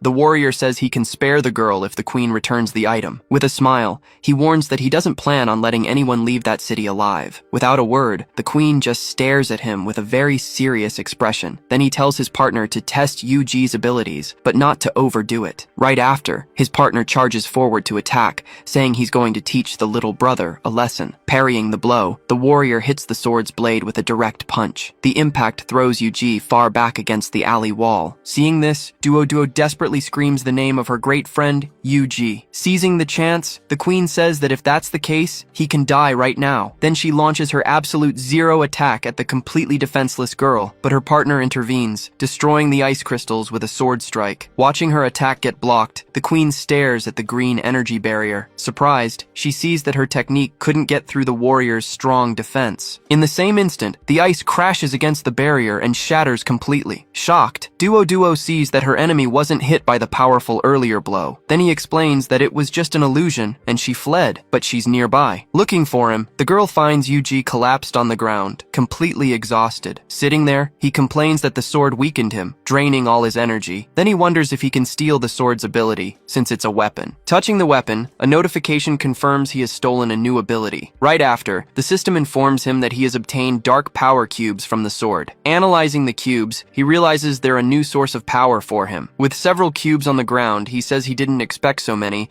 but it makes sense, so he decides which skill to upgrade to fight the demon dragon. Looking at his options, he finds the metallic transformation skill and makes his choice. Using the power cubes, he begins the process of upgrading the chosen skill. With the evolution, the skill ascends to rank A and becomes Metal Control. Feeling the new power, he stands up and faces his enemies with more confidence. Down below, the Ice Queen notices a strange movement coming from that direction. On top of the wall, he says that he can now feel the metals everywhere. With his new power, he finally says he can fight the strongest. Observing the ice attacks, he prepares to show off his new ability. Raising his hand, he begins to control his enemy's attacks with his mind. Then he stops the attacks and transforms them into a spinning shield in front of him. Hit by her own attacks, the queen screams as she's thrown back. Furious, she curses her enemy for using her own power against her. Controlling the pieces of ice, he spins them rapidly to form a large shield. Completely shocked, the Ice Queen wonders how that could be possible. Soon after, he dispels the shield and launches several energy bands at his enemy. Trapping the queen, he tells her to calm down, saying he'll treat the girls gently. As she asks what he's going to do, he slowly moves his hand closer. In that instant, he touches her and successfully begins to steal her ability. To confirm, the system screen displays the theft of the rank A skill. Analyzing the new power, he's surprised to find it's a summoning ability. Back on the ground, he supports the girl in the uniform, who is about to faint. On the corner, the two warriors watch the scene from a distance with great attention. Noticing the change, one of them asks why his energy feels different now. Carrying the girl, he says she's the Snow Queen and he has already taken care of her. Scoffing at the situation, the warrior doubts he could actually beat the queen. Confident, he says they can fight if they doubt him and asks who will be first. With a provocative tone, he then offers a second option to his opponents. Facing the two, he asks if they'd rather just attack him together at once. Live on the scene, a reporter announces that a man wants to fight two rank A heroes. Commenting on the news, he says the demon dragon would win with one hand tied behind his back. Excited, the reporter says he's going to broadcast the incredible scene that's about to unfold, but the warrior refuses, saying that fighting as a pair would mean losing his composure as a hero. With a mocking tone, Yuji says it's a shame because it would have been exciting. Chatting, they say that to defeat an opponent, you need to understand them very well. Warning his partner, he says to be careful of his ring and his abilities. Confident, the swordsman says he'll test if he's as strong as he claims to be. From a distance, he warns that if he's defeated, the demon dragon will join the fight. With a hand gesture, Yuji beckons him to fight without saying a word. Then the swordsman charges with a sword strike, creating a massive energy attack. Meanwhile, Yuji creates a fire barrier to protect himself from the blow. With the clash of powers, a huge explosion erupts in the middle of the battlefield. Through the smoke, he emerges behind his opponent and prepares a surprise attack. In that same instant, the two trade sword blows with extreme speed and force. With their swords clashing, he glares at his opponent with a very serious expression. Noticing the attempt to control it, he yells that it's impossible to dominate his sword like that. With the force of the blow, Yuji is thrown backward with great impact. Sliding across the ground, he struggles to regain his balance after being pushed back. Seeing the sword isn't made of metal, he realizes he can't win head-on, so he decides he needs to evolve a skill to defeat both opponents quickly. Clenching his fist, he begins to absorb energy to strengthen one of his powers. With the upgrade, his control ability rises to rank A, gaining new functions. Holding his new power, he assures himself he won't use it for shameful things. Impatient, the swordsman shouts, asking if he still plans to fight or if he's just going to stand there. Telling his opponent to be calm, he says not to rush while he prepares his technique. In that instant, the lenses of his glasses gleam, activating his new mental ability. Caught by the power, the The swordsman becomes confused, his mind completely shaken. In an illusion, he sees a woman asking if he's really going to attack her there. Confused by the vision, he calls out to his sister, completely paralyzed by her image. At that, the woman's hand slowly approaches his face, leaving him even more shaken. Snapping out of the trance, he refuses to attack and diverts the blow at the last second. With the illusion broken, Yuji is left holding just a few shards of glass in the air. Shocked, the swordsman realizes his opponent is a dual-type ability user. Saying it's too late, he lunges for a final blow against his paralyzed opponent. On his knees, he explains that he can't bring himself to attack the image of his deceased sister. In the crowd, everyone is stunned by the defeat, wondering who will fight him now. Analyzing the scene, the reporter says he was caught by a powerful mental attack. Confirming the victory, he explains that the swordsman's trembling hands sealed the final outcome. Meanwhile, Duo celebrates, remembering that if he had died, he wouldn't have paid his debt. Suddenly, he sneezes and wonders who the hell is talking bad about him right now. Congratulating his partner, the demon dragon says he'll take over the rest of the fight now. Warning of the danger, he explains not to look directly into the powerful enemy's eyes. Finally, he asks if the demon dragon has decided to enter the battle against him for real. Staring at his opponent, his eyes glow with a dark and very intense energy. Saying the fight holds great meaning, he then proposes a bet to his rival. Curious, Yuji asks what he would like to bet on this fight. He then proposes that the loser reveals the secret of the mysterious ring on his hand. Showing the ring,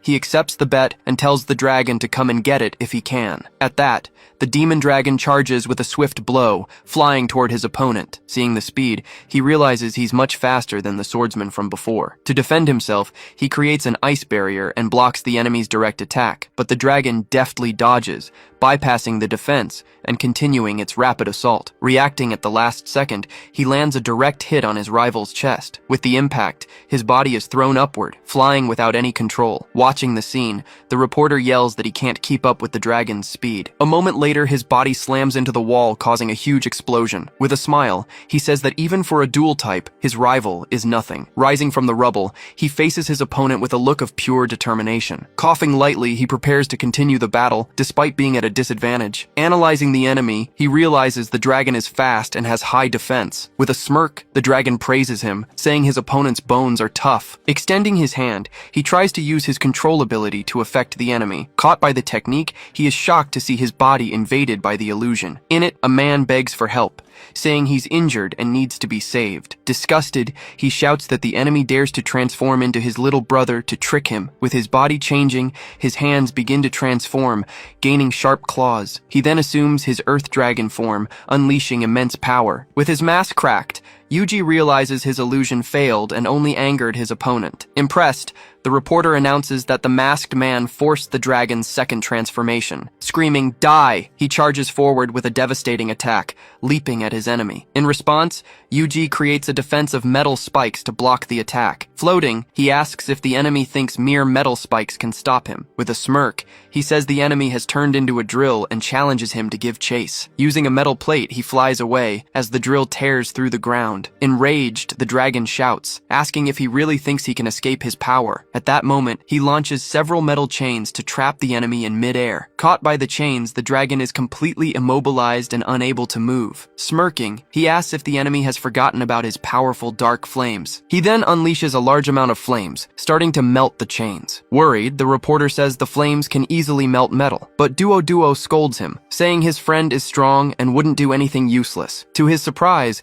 the dragon realizes the flames can't melt the chains. Seeing his plan succeed, he says the chain's resistance is very high. While the enemy is distracted, several cars begin to float in the air around them. Poles, cars, and other metal objects merge, forming a giant structure. Completely shocked, the demon dragon wonders what that thing in the sky is. Revealing his technique, he creates an immense metal cube to crush his opponent. With a wave of his hand, he orders the cube to fall like a titan's fist. Immediately, the gigantic metal structure begins to plummet from the sky at high speed. Seeing the scene, people on the street start screaming and running for their lives in desperation. Facing death, the demon dragon wonders if this is his end. Shortly after, the cube smashes into the ground, causing a devastating explosion. As the dust settles, the reporter wonders if the demon dragon survived the attack. In the crowd, people doubt he's still alive after that hit. From atop a building, a white-haired man watches the scene intently. With his eyes glowing, he fires a beam of energy towards the cube. The attack freezes the entire metal structure, covering it completely in a layer of ice. Happily, a young man shouts that the rank A hero, Ji Zhejiangxiang, has saved them. Inside the frozen cube, the swordsman supports his partner, who is gravely injured. Ashamed, he says he barely survived by using the barrier and has embarrassed the company. Arriving on the scene, the hero says the important thing is that they managed to survive. Hidden, a red-haired girl asks if he'll need her help. With his partner unconscious, he asks the hero to take good care of the demon dragon. The scene changes to a young man in an apartment, tending to his wounds. He sprays medicine on his stomach to relieve the pain from the injury he sustained. Sitting on the couch, he complains about the dragon's strength, saying he didn't pull any punches. Reflecting on the mission, he says he now needs to focus on investigating the pill. In a flashback, his other identity appears, recalling the ongoing plan. He thinks about going to an event to find the other hero, Spicy Acid. Decided, he says he can't share the rent anymore, so he won't get anyone else involved. Suddenly, a woman enters and surprises him, and he screams in shock at seeing her there. Noticing the smell, she asks what he was doing with so many medicines in the living room. Suspiciously, she stares at him with an expression that shows she didn't believe his excuse. Nervously, he says he needs to tell everyone in the house something important. Announcing his decision, he reveals he's moving out, leaving everyone completely shocked. He explains that, as a man, it's inconvenient to live with them, and he has money now. One of the girls asks about Sister Nai Shui, making the other one jealous. Desperately, he denies any involvement with her, saying nothing happened between them. Seeing there's nothing more to be done, they accept his decision and exchange contact information. With a smile, he says he'll pay for dinner as a farewell meal. Hearing that word, the girls get angry, and a dark energy surrounds them. Instantly, he realizes he said something terribly wrong and panics internally. Trying to calm the situation, he says it would be better if they all went to dinner together. Angrily, she says Nai Shui is beautiful and takes care of him, asking why he treats her so badly. With a smile, the other girl tells him to sort things out with Nai Shui before dinner. Alone, he admits he lied about his feelings, but doesn't want to involve her in danger. Mustering his courage, he knocks on her bedroom door to talk to the girl once and for all. From inside, she says the door is open, and he can come in any time. Entering the room, he finds her lying on the bed with a very sad look. Awkwardly, he approaches and apologizes for what happened in the living room. Angrily, she asks why he's apologizing if there's nothing between them. She then accuses him of disliking her past, making him even more nervous. Desperately, he says it's a misunderstanding, but she asks why he scorns her. Trying to calm her down, he says they can just be friends, but she confronts him about it. In a flashback, he remembers her family problems and her need for security. He also recalls her past as a dancer, which left her very insecure. Thinking of her, he sees her as a porcelain doll, too fragile and delicate. Making a decision, he says that maybe she's right about him after all. Sitting on the bed, he admits he was hasty in thinking they loved each other. Not wanting him to be a stranger, she asks him to start by being her boyfriend. With a sigh, he finally agrees to her proposal, accepting the girl's request. The scene changes to a blue-haired man drinking and celebrating at a party. Watching from afar, Liu Yuan complains about the money spent on the Godfather's mission. Taking advantage of the distraction, he starts searching the man, looking for any suspicious items. In one of the pockets, he finds a strange box and wonders what it is. Waking up, the man asks him what he's doing there with him. Playing it cool, he says he was just looking for a lighter to light his cigarette. Confused, the hero asks where the girls who were at the party with them are. Whispering in his ear, Liu Yuan says the girls are waiting to serve him. On a dark, silent night, the two walk together down an isolated alley. Suddenly, the hero starts laughing, asking them to stop touching him like that. Tossing everything aside, he desperately searches for the box he found earlier. With a glint in his eye, he celebrates upon finally finding the object in his hands. Opening the box, he smells a strange but very sweet scent coming from inside. Fascinated by the aroma, he says the smell makes him want to eat it. But before he does anything, he yells to wait, noticing something strange. Looking at the object, he's shocked to recognize the famous blue pill he was looking for. Sitting alone, he screams in despair as he realizes what just happened. Startled, he wonders if Li Kanyang was always that energetic. Picking up one of the pills, he examines the object more carefully in his hands. Determined, he decides he'll just steal one and hide it to use as evidence. Knocking on the door, he asks if everyone inside is okay after the noise. Opening the door, he finds the hero covered in a strange substance. Behind him, he sees a woman lying on the floor, completely lifeless and still. Shocked by the scene, he asks if the girl lying there is dead. The hero casually confirms that she is, and prepares to leave the room. Telling him not to worry, he offers to call the company and handle everything. Waving goodbye, he tells the hero to wait for backup to arrive soon. Relieved, He says he was almost exposed and would have died if they had discovered the plan. In a garage, the hero approaches his car with an angry expression. With a brick in his hand, he gets ready to smash something inside the vehicle. Enraged, he smashes open a secret compartment and finds several blue pills inside. Furious, he yells that he can't control his strength anymore after taking the pill. Taking a deep breath, he tries to calm himself down to control his anger and his powers. Looking at the box, he examines the remaining pills inside the compartment. Suddenly, he notices that one of the pills is missing and wonders why. Shrugging it off, he says that one more or less won't make a difference. Getting into the car, he prepares to leave the garage and move forward with his plans. Back at the apartment, the windows suddenly freeze over with the queen's presence. Shivering, he says he's freezing and curls up to stay warm. Startled, the girl asks if her master is okay, but he tells her to stay back. With a smile, she tells him not to worry, as the temperature will only drop a little. Complaining, he says this isn't a little and remembers his ability. Using his power, he creates a small flame in his hand to warm himself up. Seeing the fire, she asks to come closer, saying she likes warm things. With a smile, she says her master is amazing for being able to create fire. Relieved, he thinks that the cold air is a passive effect, which is lucky. Looking at him, she says that her master's body is also very warm. Suddenly, she hugs him from behind, complaining about the cold and calling him a brat. Blushing, he says he'll let it slide just because she's cute. Grabbing the blanket, he gets ready to cover them both so they can warm up together. Then, he warns her that this is a one-time thing and there won't be a next time. Scene change. A new day begins in the city, with the sun shining brightly. Arriving at the event, he sees a huge poster of the hero Picric Acid prominently displayed. In the middle of the crowd, fans are screaming and declaring their love for their great idol. In disguise, he joins the fans, holding a sign to get closer to the hero. Getting crushed, he yells for them to stop stepping on him and pulling his hair. On stage, the host announces that the hero is ready and asks if everyone else is. With a smile, she asks everyone to scream even louder for their idol. Answering her call, the audience goes wild, chanting the hero's name over and over. With a burst of confetti, the hero finally appears on stage for his audience. Declaring that they are safe, he strikes a pose, showing off his suit to everyone. With his fists clenched, he promises that all danger will be crushed by him. Hearing this, the crowd cheers and raises their arms, celebrating the hero's presence. Getting pushed, he tells them to stop, but ends up being shoved forward accidentally. Falling onto the stage, he loses his balance and stumbles towards the hero, calling for help. Reaching out his hand, he tries to steady himself, but ends up falling on top of the hero. On impact, they both fall to the ground, to everyone's surprise. Catching the young man, the hero tells him to be careful and says, "I've got you." With his eyes shining, he apologizes for his carelessness and quickly gets up. Shaking hands, he introduces himself as Yang Shi and thanks the hero for his help. Taking advantage of the handshake, he activates an ability, passing something to the hero. With a smile, he reveals himself as a fan and prepares for the next step. Scene change. A hero's fan meeting finally ends, with very few people left. Leaving the venue, the hero comments to his assistant that the job is finally over and that the meet and greet was terrible. Walking to the van, he complains that he feels tired and dirty after greeting so many people. Once inside the car, he tells her to go eat ahead of him as he needs to take a nap. Hearing this, she asks with concern if he can handle the pace with another commitment. He replies that he needs the free time to celebrate his daughter's birthday over the weekend. Alone in the car, he stresses about his debts and considers gambling again. But a moment later, he shakes his head, telling himself he can't do it. Suddenly, Yuji appears at the window, asking if it isn't tiring to live such a draining life. Completely shocked, the hero recognizes him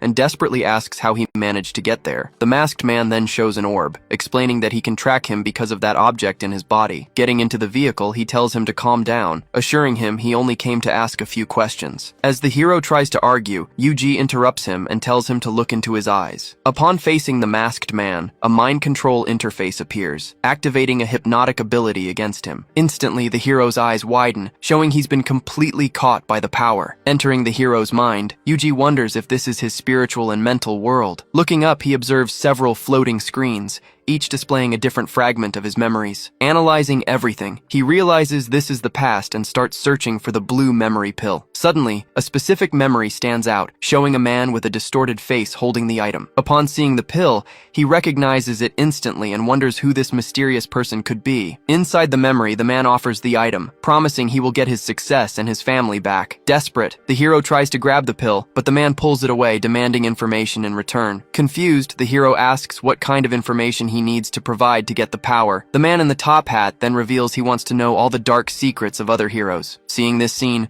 Yuji finally understands that the hero sold out his colleagues in exchange for power. Touching the memory, he begins to process how that exchange for dirty information actually happened. With his hand on the screen, he continues to absorb all the details of their secret negotiation. Soon after, he concludes that they met several times to continue making these kinds of exchanges. In another memory, the man asks if he knows about a new ability user named UG.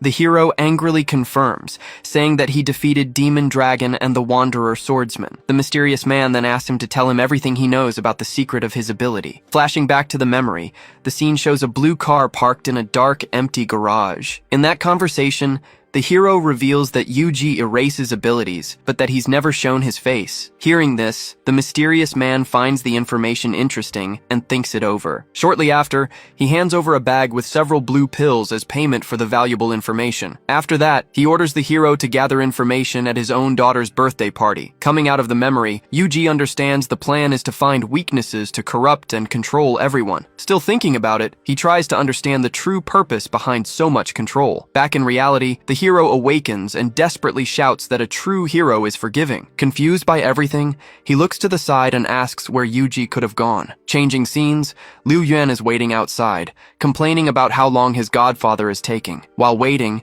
he flails around, saying he's going to be eaten alive by the mosquitoes. Just then, a shadowy figure appears, asking what he's talking about to himself like that. Seeing who it is, he runs relieved towards his godfather, saying he's been waiting for a long time. Getting closer, he shows him a box, saying he finally managed to get it from Li Kanyang for him. Upon taking the item, Yuji confirms the blue pill is identical to the one from his memory. Shocked, Liu Yuan asks if it was because of the pill that Li Kanyang accidentally killed someone. Yuji then explains that corrupt heroes seeking power and fame don't care about the side effects. At that, he asks the boy what he thinks a true hero really is. Hearing the question, his expression turns serious, understanding the importance of that moment for him. With conviction, he replies that a hero's duty is to save humanity, not betray their beliefs. Hearing the answer, Yuji congratulates him and informs him that he's earned a D-rank potion. He then tosses a vial with a red liquid to the boy, who watches it fall. Holding the item, he complains loudly, completely disappointed that it's only D-rank. Yuji advises him to raise his level gradually, but the boy shouts that he accepts. Thanking his godfather, he drinks the entire contents of the vial at once, thinking the color is pretty. Complaining about the taste, he says it's like ketchup, but Yuji claims it's just his imagination. Then, a system interface appears, detailing the new werewolf ability he will receive. Confused, Liu Yuan asks why he hasn't transformed, and his godfather explains it hasn't activated. Then, raising a finger, he suggests that maybe a little warm-up is needed for absorption. Startled by the suggestion, he asks his godfather what he really intends to do now. Without warning, he lunges forward and lands a direct blow to the boy's face, starting the forced training. Lying on the ground, he screams in pain, while Yuji says he must be merciless to make him stronger. Throughout the night, his screams continue, begging his godfather to stop and pleading not to hit his face. After the training, he tells his godfather that his ability has improved, and he feels stronger. Hearing that, Yuji just tells him to keep his ability under wraps for now, without showing it off. Then he asks if it's not tiring for his body to maintain that state of transformation. Returning to normal, Liu Yuan announces he has de-transformed, receiving new instructions about the blue pill and its users. With a smile, he thanks him for the concern and prepares to receive his next mission. At that, Yuji asks him to gather information on heroes who do wrong and dirty things. Confused, he asks if the organization is planning to recruit more people to join the team. Getting on his board, Yuji explains that they are just raw material for the secret organization. Surprised, he questions if the organization plans to absorb and take the abilities of all these heroes. Confirming his suspicion, Yuji says he must work hard to get a C-rank ability. Discouraged by the news, he shrinks back and complains that he worked so hard just to reach C-rank. Watching his godfather leave, he shouts that he promises to complete the mission, no matter what. Shifting to the ocean, the scene shows a rocky cliff at night with a rough sea. Flying over the water, Yuji prepares to begin a new and different kind of training. Removing his mask, he says the sea at night is the perfect place to train the Snow Queen. When summoned, a creature emerges from a portal and runs towards him, screaming with joy. Crouching in front of her, he warns that it's time to train and that she needs to fight him, but she replies that she doesn't want to hurt him, and he assures her she can't. Hearing the command, she gets ready to attack, warning that she's coming at him with everything she's got. With a smile on his face, he shouts for her to use all her strength against him. So she concentrates, creating a large ice structure around herself to power up. Suddenly, a dark rift appears in the sky, unexpectedly interrupting their training. Noticing the rift, he's completely surprised and wonders what that thing is. Then, a strange, purple hand begins to emerge from inside the portal, revealing a new threat. Soon after, a monster resembling a muscular frog comes out of the rift, facing them both. Seeing the creature, he realizes it's a monster invasion, but thankfully only D rank. Then another portal opens, revealing a second monster shaped like a unicorn. Realizing the danger, he desperately yells for Xiaoshui to watch out for the monster behind her. In that same instant, the two creatures charge towards her together, preparing a quick, combined attack. Facing the enemies, she freezes for a second, surprised by the sudden attack from above. With no time to react, the frog monster lands a powerful blow, sending her flying. Seeing this, he prepares to act, shouting in rage at the monster's unexpected attack. At that moment, a very intense light explodes, coming from the exact spot where she was hit. Startled by the scene, he wonders what that thing is, shining so brightly. Suddenly, the light expands, filling the entire area with an energy that crystallizes. Right after, she reappears, now floating in the air in a new, much more powerful form. With a furious gaze, she stares down the monsters and asks if they are looking for death. Freezing the entire ocean, she turns the battlefield into an icy wasteland under the moon. The frog monster gets trapped in the ice, barely able to move as it stares at her. Looking up, the creature lets out a strange laugh, completely mesmerized by her new form. Hearing this, she calls him a perverted frog, showing her complete disgust at his reaction. Then Yang Shi appears and asks if she grew up. She replies that this is her battle form. Analyzing the transformation, he carefully observes the changes in her body and overall appearance. Continuing his observation, he notices that her height and proportions have also changed significantly. With a flushed face, he comments that her personality is still exactly the same as before. Soon after, she floats and unleashes a barrage of ice attacks at the monster. Upon being hit, the frog is completely frozen, but with a lovesick expression on its face. Asking if it's dead, she turns to Yang Shi, who replies that it hasn't been defeated yet. Just then, the monster breaks free from the ice with a scream, revealing its plasma ability. Preparing his attack, he extends his hand, concentrating a large amount of energy. With a confident smirk, the creature faces the energy blast flying toward it. Firing several projectiles at once, he attacks the monster from a distance with multiple swift strikes. As he fights, he orders Xiaoshui to restrain the monster's movements, receiving an immediate positive response. Obeying her master, she pins it to the ground with several ice spikes, immobilizing the creature. Putting on his mask, he declares, "Checkmate," preparing the final blow to end it all. Soon after, he fires several energy projectiles that fly at high speed toward the target. On impact, the attack hits dead on, causing a huge explosion that kicks up a lot of smoke. At that same moment, his feet touch the icy ground as he activates his special ability. Absorbing the energy, he steals the monster's D-rank ability, temporarily strengthening himself. Turning to her, he says he feels like he's forgetting something very important from the fight. Looking around, he finally wonders where the horned monster that escaped went. Just then, she warns him that she can feel the creature moving toward the nearby city. Determined, he tells them to go after it, but then he notices her appearance has suddenly changed. Angrily, she complains that she barely got to come out,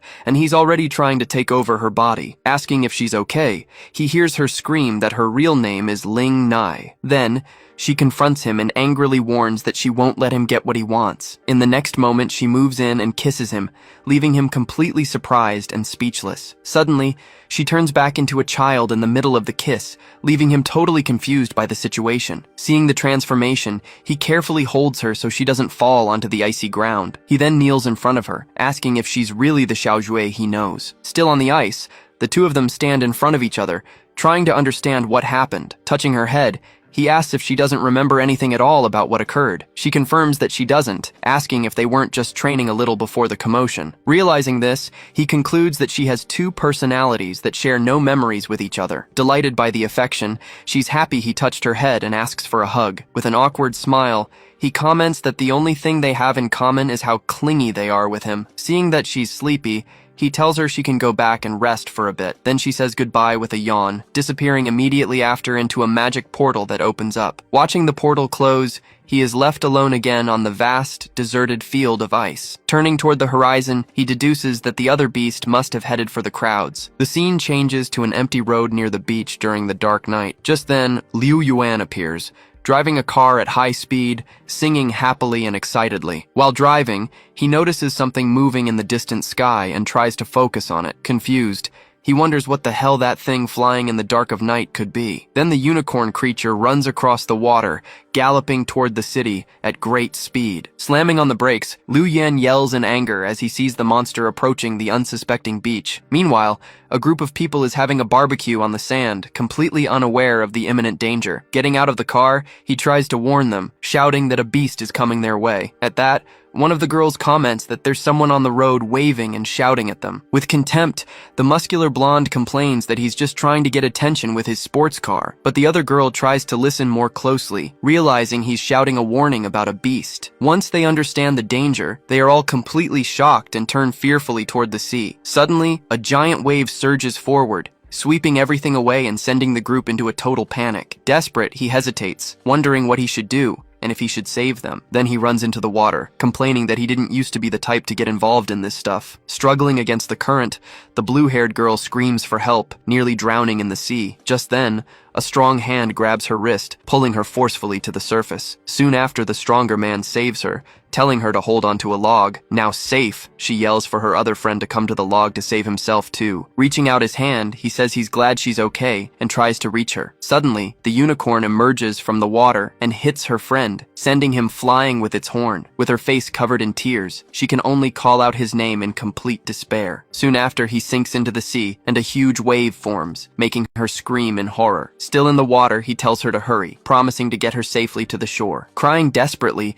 she begs him to help her friend who was dragged to the bottom of the sea. He then promises to save him later, telling her to get off the log before the beast returns. Scared, she yells no and hugs him with all her might, seeking protection from the monster. Carrying her to the beach, he complains that she looks thin, but is surprisingly heavy. Halfway there, he looks up at the sky and spots a helicopter approaching in the darkness. Soon after, the vehicle gets closer, flying over the area to assess the dangerous situation. Inside, a reporter announces that the station received calls about a beast and giant waves. Looking out the door, the crew sees the two youths on the beach, having narrowly escaped the danger. The reporter is then surprised to recognize the young man as the rich and famous young master, Liu. Changing scenes, the camera shows a large building with many lights on at night. Inside, a man complains that the glacial adventurer went to the conference with his father again. Running on a treadmill, a friend asks if he's jealous that Li Kanyang stole his position. Angrily, he replies that he'd rather build his strength than waste time sucking up to bureaucrats. His partner then interrupts,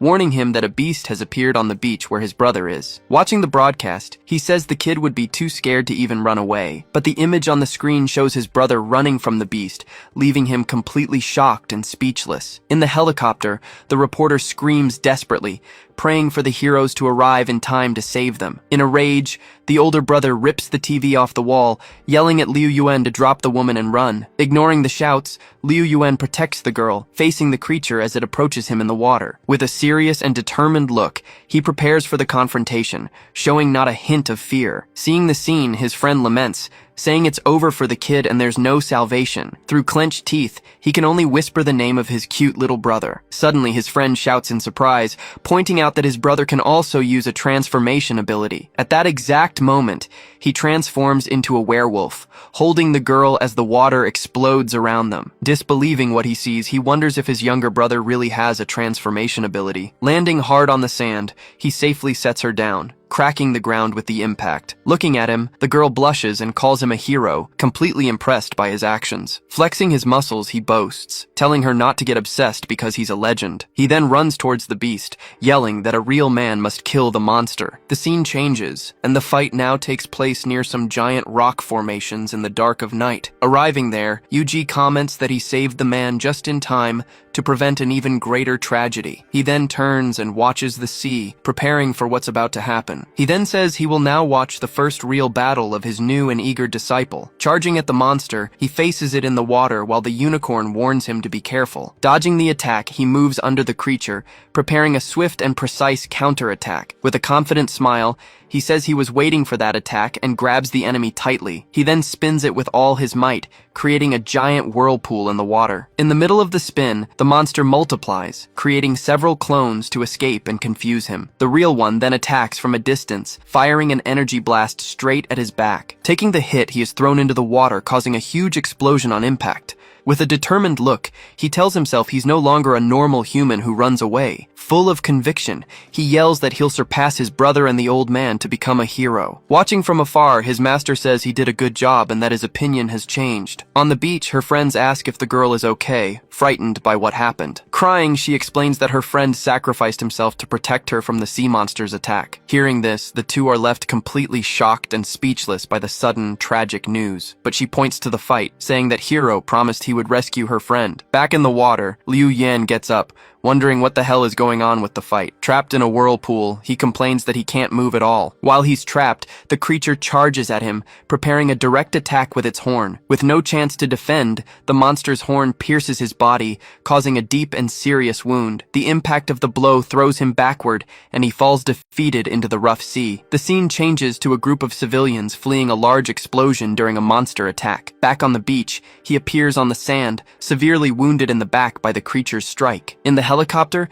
the reporter comments that he's injured and at a major disadvantage in the current fight. Hearing this, his older brother decides to go help him, asking his friend to take care of the company. Using a jetpack on his back, he flies at high speed over the city to get there quickly. Still in the fight, he complains about the pain from the wound in his stomach but remains standing. Seeing its chance, the monster gallops forward again, preparing another quick attack to end the fight. He gets annoyed by its persistence, yelling that the monster is going to attack again. At that moment, a gigantic water tornado forms, charging towards the beach with immense force. Watching from the helicopter, the reporter yells that the monster's attack has gone completely out of control. Meanwhile, he faces the rocks, bracing for the wave's impact with determination. Swallowed by the water tornado, he desperately screams for his godfather, begging to be saved. He is then tossed uncontrollably within the current, screaming in pain from the force. Almost out of air, he struggles as the water pressure threatens to rip him in half. Just then, he looks up and spots something emerging from the sky, completely stunned by the sight. Floating in the water, he begs with his last ounce of strength for his godfather to save him from death. Seeing this, the group of civilians despairs, wondering if the young master will survive. With her eyes closed, the girl prays for her hero to be okay after that attack. Suddenly, Yuji appears in the sky, and the civilians shout that the backup hero has finally arrived. Landing on his board, he assesses the situation and is immediately recognized as the powerful Lord Yuji. Live from the helicopter, the reporter announces that the mysterious masked man from TV has appeared again. Watching him, he says that exposing the kid's ability was the perfect bait for his plan. Raising his hand, he activates his metal control, wondering if the blue pill will take the bait. Nearby, a civilian is startled to see a metal pole twist all by itself. With his power, he creates several metal blades that float around him, ready to attack. Seeing the new opponent, the unicorn creature stares at him with a look of surprise and deep suspicion. He then taunts it, telling the little monster to swallow the attack coming its way. He then fires all the blades at once, sending them flying at high speed. Hit squarely, the monster neighs in pain as it's pierced by all the metal projectiles. Meanwhile, Liu Yuan continues to float in the water, completely unconscious from his severe injuries. Impressed, the reporter shouts that the mysterious man defeated the monster with a single skill. He then rescues Liu Yuan from the water, placing his unconscious body on the board. Once saved, he returns to his normal form but remains passed out from his injuries. With the monster defeated, he takes its skill orb, saying it earned him this. The system interface then appears, confirming that the skill theft was a success. Upon receiving the power, He now has the ability to walk on water and control its flow. Turning to his godson, he says the boy attracted the pill's attention and will get the credit. Meanwhile, the girl in the water watches him descend slowly, holding her friend in his arms. Landing on the sand, he lays the two injured people down, assuring them their wounds are no longer life-threatening. Just then, Liu Yuan wakes up, groaning in pain but happy to be alive. Relieved, the girl hugs him, thanking him for saving her friend and coming back to her safely. Blushing, he asks her not to squeeze so tight, as she's pressing on his wound. She then asks why he's changed,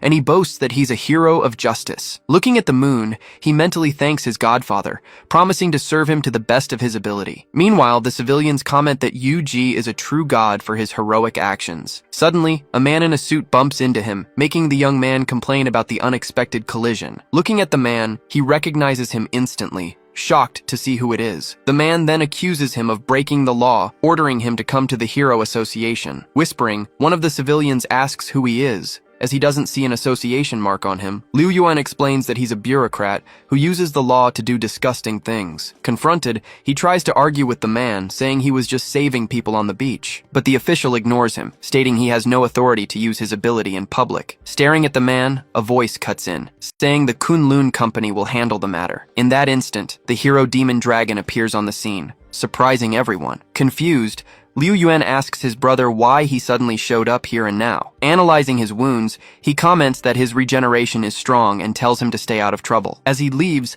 the official warns that he expects a good explanation from the company for the Hero Association. Watching his brother, he wonders how he awakened a skill out of nowhere and became a user. Back home, the scene shows the exterior of a modern, luxurious residence during the day. Inside, Yang Shi is relaxing after a shower, drying his hair with a towel. Looking at his hand, he examines the water orb, thinking about his various elemental abilities. He then considers how interesting it would be if he could combine all his powers into one. Relaxing, he thinks about finding a healing ability, but he doesn't know where to get information about it. So he decides he'll infiltrate the hero's body to find out more. Activating his power, the control interface appears, and he prepares for the body possession. Changing scenes, a large building with modern architecture is shown on a sunny, peaceful day. Walking along a pathway, the hero strolls calmly, humming a tune as he wanders the grounds. Suddenly, he feels a sharp pain, as if his body has been hit by an electric shock. With the possession complete, Yang Shi takes control, looking around through the hero's eyes. He confirms the possession was a success,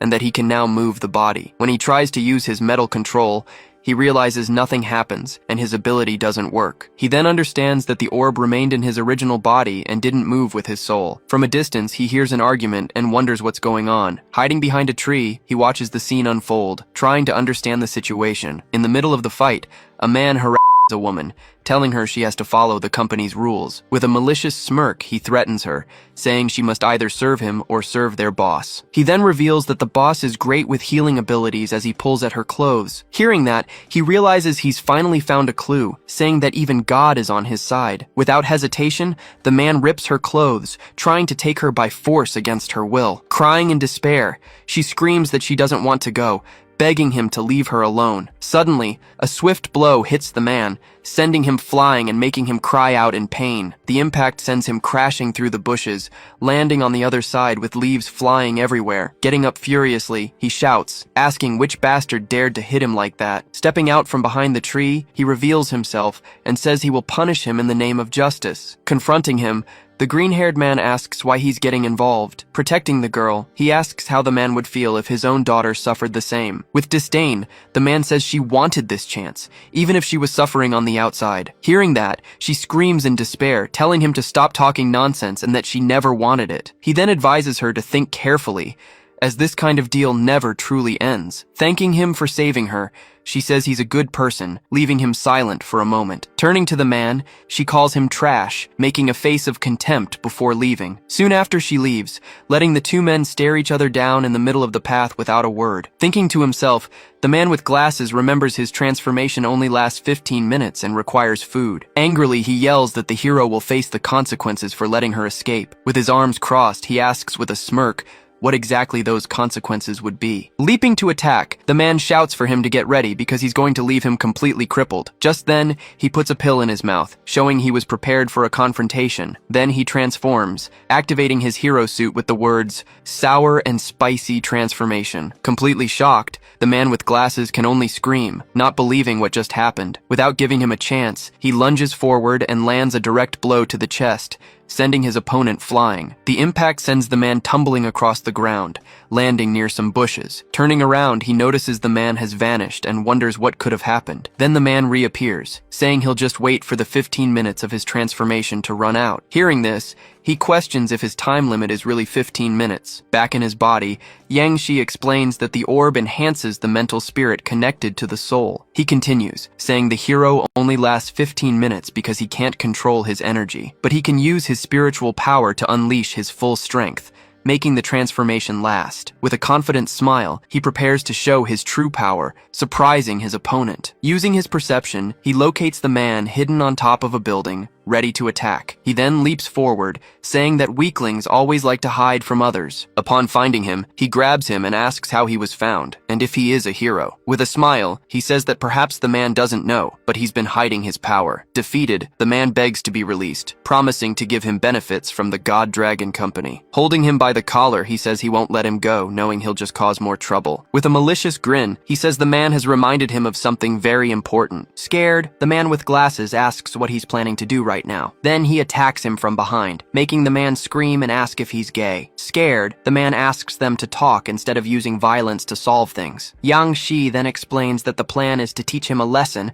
and avoid being blamed for it later. Without a second thought, he drags him into the bushes, ignoring all his screams and pleas. Desperate, the man begs not to have his clothes taken off, but he's completely ignored by the hero. After a while, he comes out taking pictures of the man, securing blackmail material against him. On the screen, the photo shows the green-haired man crying in shame and humiliation. Then he tells himself he has the information he needs, and that it's time to leave. With his eyes closed, he ends his control over the hero's body, completing his mission. Suddenly, the hero wakes up confused, wondering where he is and what happened. Still in the park, he wonders if he just fell asleep and doesn't remember anything. Reading the message, he wonders what photos those are that can't be deleted. Upon seeing the image, his eyes widen and he blushes, completely shocked by the content. Screaming in embarrassment, he wonders what the hell that is, climbing a tree in a panic. Changing scenes, the shot shows the Lugang City branch of the Hero Association. Inside, the branch leader, Wu Ziji, appears, his imposing presence filling the room. In the room, two older men watch the meeting, their positions of power and influence clear. On the other side, co-leader Ouyang Yan also joins the conversation, maintaining a serious and professional demeanor. The leader then says that the defense planning will require everyone's help due to its scale. Next, the co-leader explains that they will all serve as models, representing the image of monster hunters. Celebrating the news, one of the heroes present says he will risk his life for the association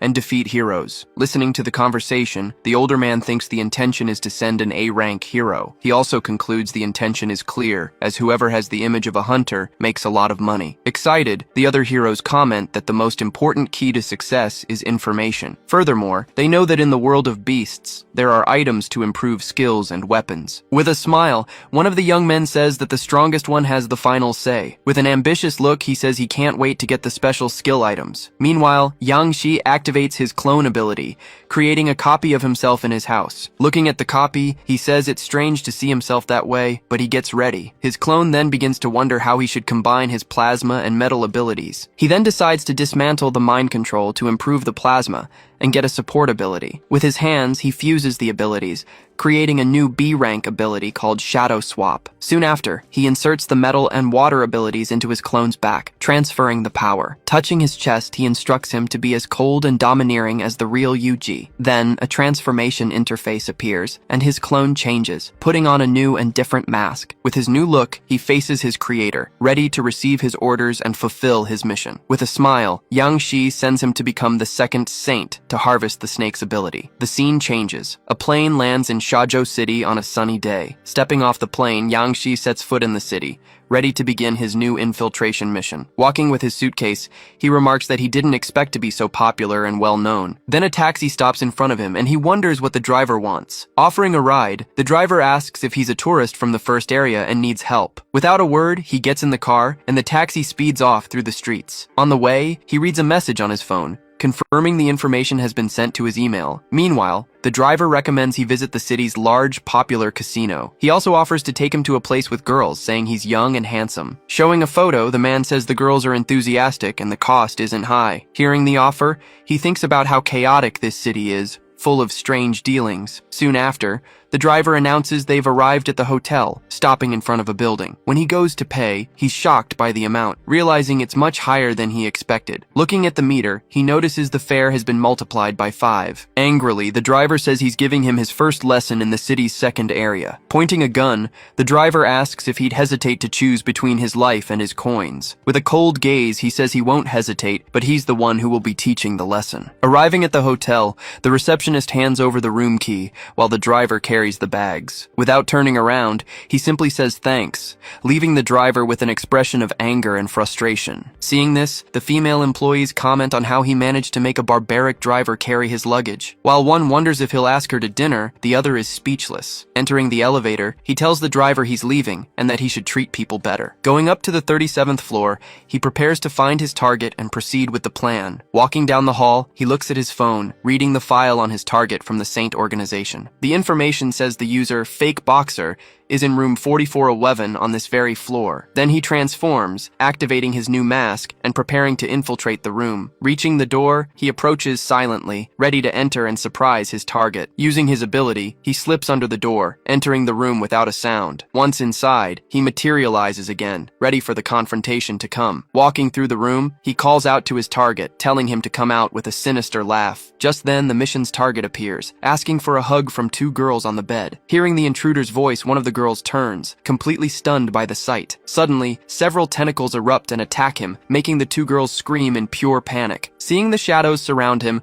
the big guy shouts desperately, demanding to know who's there. Just then, a man in a white mask emerges from the shadows, revealed as the attacker. Without a second thought, he shoves the hostage towards the danger, screaming for help. But the newcomer ignores the brute and uses his powers to restrain the 2 women. He then uses one of his shadows to extract something from the girl's forehead. Absorbing the released energy, the fighter increases his muscle mass and prepares for combat. He then charges full force at the intruder, yelling that he's going to finish him. Instantly, the man in white manipulates the shadows and easily neutralizes his opponent. Surprised by this skill, the big guy questions if he can really control that kind of power. Meanwhile, the 2 women remain unconscious on the floor, connected to the intruder's power. Maintaining his posture, he continues to face his opponent without any immediate reaction. Analyzing his opponent, the brute takes a defensive stance, studying the next move. Suddenly, several shadows lunge forward again and strike his body head-on. Pinned against the bed, he threatens to report the intruder to some organization. The intruder just watches his target squirm as he makes his final threat. Noticing the intruder's silence,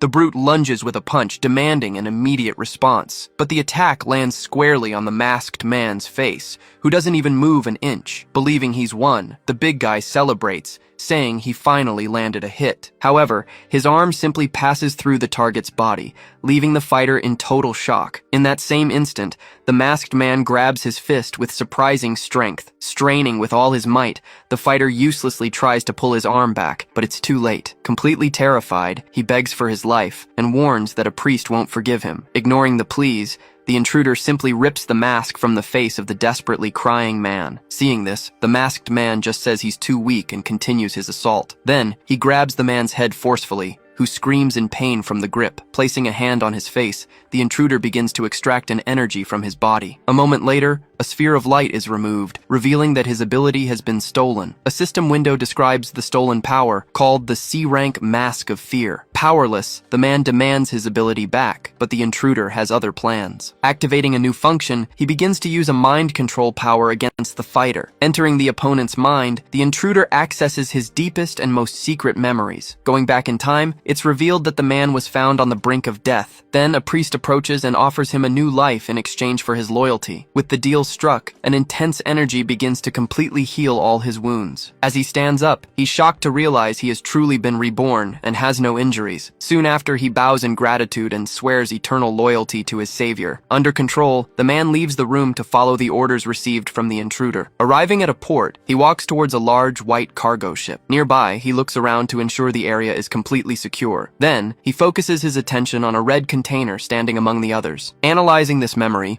the intruder discovers the mention of a certain red-colored cargo. The memory then takes him to a room where several people are gathered for a meeting. In this place, a woman asks about a girl who went to the production area. Kneeling, he says she's a minor problem and can be eliminated with a single order. But a military officer questions how he could kill such a high-rank heroine. Soon after, an older mage states that the saint's disciples do not fear heroes. With a smile, the blonde priest simply orders them to bring the girl to him. Instantly, everyone present confirms they will obey their master and priest. Getting ready to leave, the man announces he's departing for the mission. However, the officer calls him back, referring to him as the Boxer. Bowing, he receives the order about the red cargo that arrived at the port. Lighting a cigar, the officer tells him to look for information about the sealed sword the next day. He also mentions that damaged goods are normal, telling him not to waste the chance. Back at the port, he stares at the red container, wondering what the goods are. Finding a fingerprint lock, he simply places his hand on the scanner to open it. But the plasma system fails, showing only a static screen afterward. Despite this, the container door opens, revealing a staircase to a basement. Going down the stairs, he notices the place has a strong, strange smell of blood. He then continues his way into the darkness, following the scent in the air. Upon arriving downstairs, he finds a lone guard sitting at a table. Noticing his presence, the guard turns his face toward the sound of footsteps. He then greets him and asks about the conditions at the site today. In response, the guard complains that some brats are making noise because of a negotiation. Hearing this, he just sighs and orders the guard to take him for a look. Walking down a hallway, he hears the sound of crying coming from several nearby cells. Yelling at a boy, the guard threatens to whip him if he annoys the masked lord. In silence, the boy just stares at the masked man approaching the cell. Seeing the scene, he curses the saints for keeping children locked in that horrible place. Looking around, he notices they are young people kidnapped from many different places. At that moment, the memory of the officer smoking his cigar returns to his mind. Feeling the intruder's rage, the controlled body promises they will all pay dearly. Changing scenes,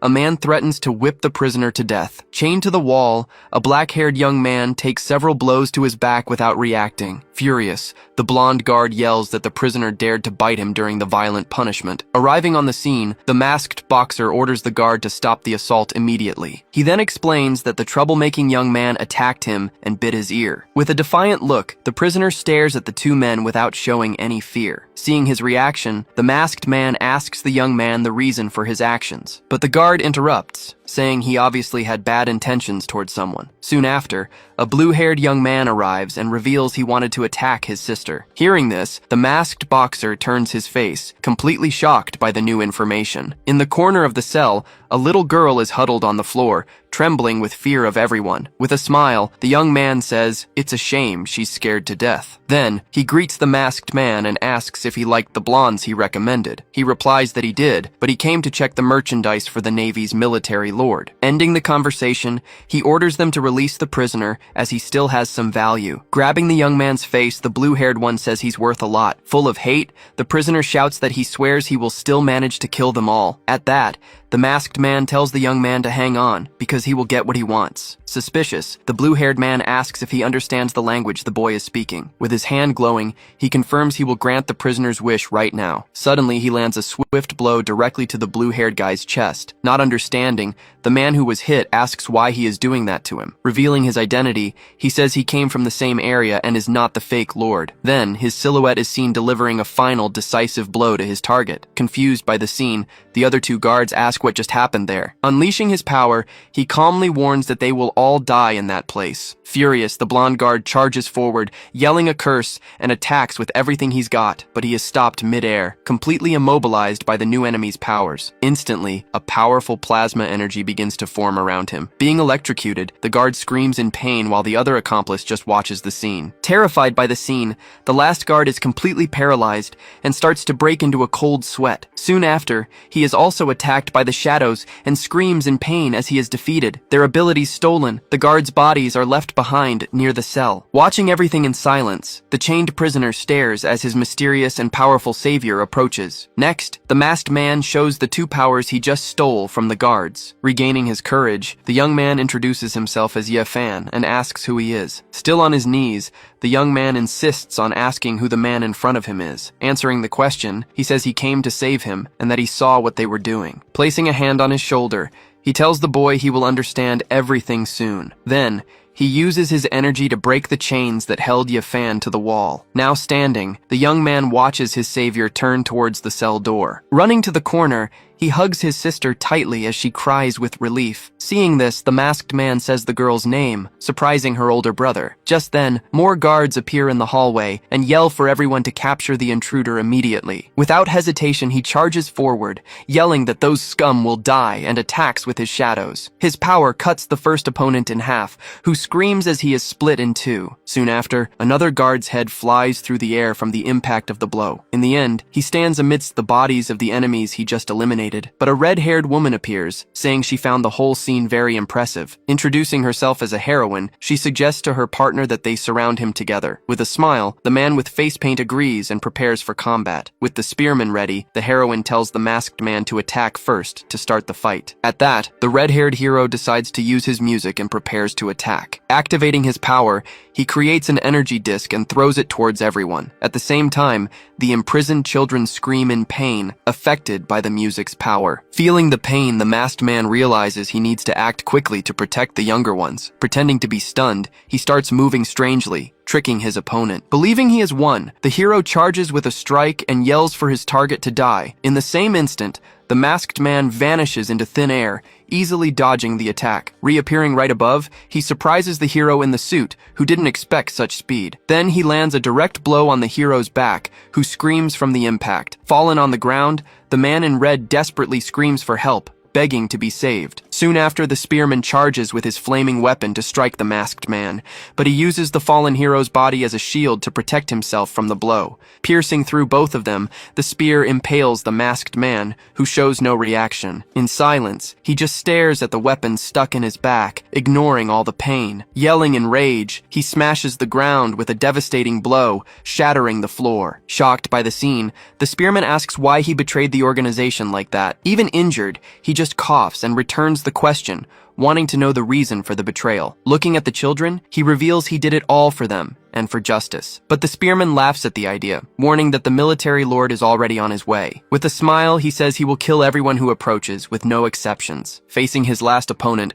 the two prepare for their final confrontation. Suddenly, a dark energy begins to pour from the lancer's head as he strains. The masked man then absorbs this energy into his body, becoming visibly stronger. With all his might, the lancer attacks with a barrage of fiery blows, screaming for him to die. Blocking the attacks with his arms, he takes the full force of the damage directly. Leaping over the flames, he launches himself at his opponent with incredible speed. In that same instant, the lancer's silhouette is pierced by several strikes that hit him. After catching his breath, he says that his rival's last attack really hurt. Through the bars, one of the boys notices his wound, but he replies that it's nothing. Opening the main cell, he tells the children to leave calmly in a single file line. Seeing Ye Fan carrying his sister, he calls him by name, getting his attention. Looking at him with determination, the young man asks his savior to teach him how to be that strong. In response, he accepts the request, but demands an oath of eternal loyalty in return. Without hesitation, Ye Fan promises that from now on, he will be his most loyal subordinate. Activating his control power, he offers the boy a sphere of golden energy. Receiving the power sphere, the boy asks his new master what it is. He then explains that the power transforms his arms into metal for protection. With a grateful smile, Ye Fan thanks his master for the new ability. As the boy leaves, the masked man just watches him walk away down the corridor. Turning his attention to the bodies, He says he needs to take care of the dead now. Using his theft ability, he begins to extract the powers of the fallen heroes. First, a golden energy is drawn from the body of one of the organization's guards. Then, he does the same with the heroine, pulling a blue energy from her body. Gathering all the new powers, he remarks on how weak humans and monsters truly are. He then decides to use the spheres to enhance his shadow exchange ability. Holding the new power, he says it will be easier to face this priest. Leaving the place behind, he walks out of the port's container area. In that same moment, he notices a sharp blade rapidly approaching his neck. Just then, a blonde woman appears, demanding to know who he is and where the children are. Analyzing the newcomer, he seems to recognize her from somewhere but says nothing. Staring suspiciously at the masked man, the woman tries to understand the situation. At that moment, the children run to the woman, calling her Sister Blanche. Then, one of the boys defends the masked man, explaining that he actually saved everyone. Confirming the story, the other kids ask her not to get the wrong idea. Realizing her mistake, the woman looks embarrassed and apologizes for the misunderstanding. But he says it's all right and recognizes her as the A-rank heroine. She then turns to one of the injured boys and apologizes for being late. Suddenly, the ground begins to shake and one of the kids nearly loses his balance. Not understanding, the masked man yells, wondering what the hell is going on. Instantly, thorny vines sprout from the ground and capture two of the boys. In the midst of the chaos, gigantic vines with enormous thorns sprout from the ground, surrounding the entire port. Desperate, the other boys captured by the vines scream for help, calling for their mothers. Ye-Fan shouts for his master, but he tells him to calm down, saying he'll save everyone. Suddenly, the priest and his subordinates appear atop a giant flower in the sky. With a smile, the woman ironically asks if he really thinks he's such a great hero. Beside her, the military officer just stares at his opponents with a serious expression. Meanwhile, the organization's mage observes the situation with a calm and experienced gaze. The priest then orders his servants to show the saint's power to that ant. Feeling the new energy, the woman just expresses surprise at the power she just received. She then explains that the priest's power can quickly restore their abilities. Turning to the heroine,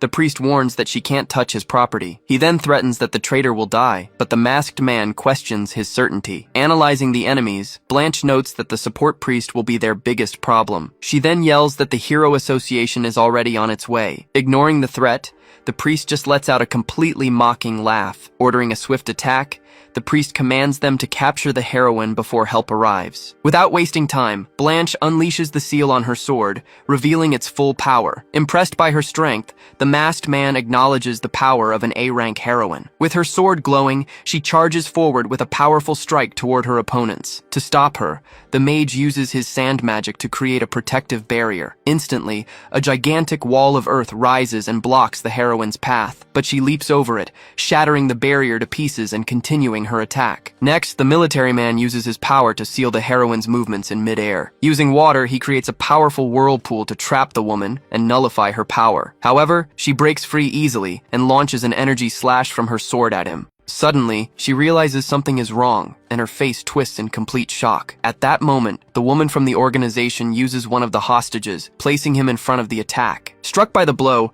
the boy screams in pain as his body disintegrates. Furious, the heroine shouts that she used a child as a human shield. With a smile, the villain says that her kindness is her weakness, and that she has more hostages. With a small laugh, the military man's body completely transforms into pure running water. He then appears behind her and raises a weapon made of water. Realizing the attack, she turns quickly as her sword reacts to the danger. But another masked man appears and intercepts the blow, shattering his own mask in the process. With the impact of the strike, the pieces of the mask scatter across the ground. He then reveals a second mask underneath and says that it was almost destroyed. Moving quickly, he strikes the soldier in the neck with a dagger. Screaming in pain, the man starts to bleed, feeling the full impact of the blow. Fallen on the ground, the soldier keeps screaming as the masked man watches him from a distance, but the intruder grabs the heroine and tells her to wait, watching the scene unfold. At that moment, the priest uses his sacred healing to help his servants recover. With his wound healed, the soldier gets up from the ground without a single scratch on his body. Laughing, he shouts that with the priest's help,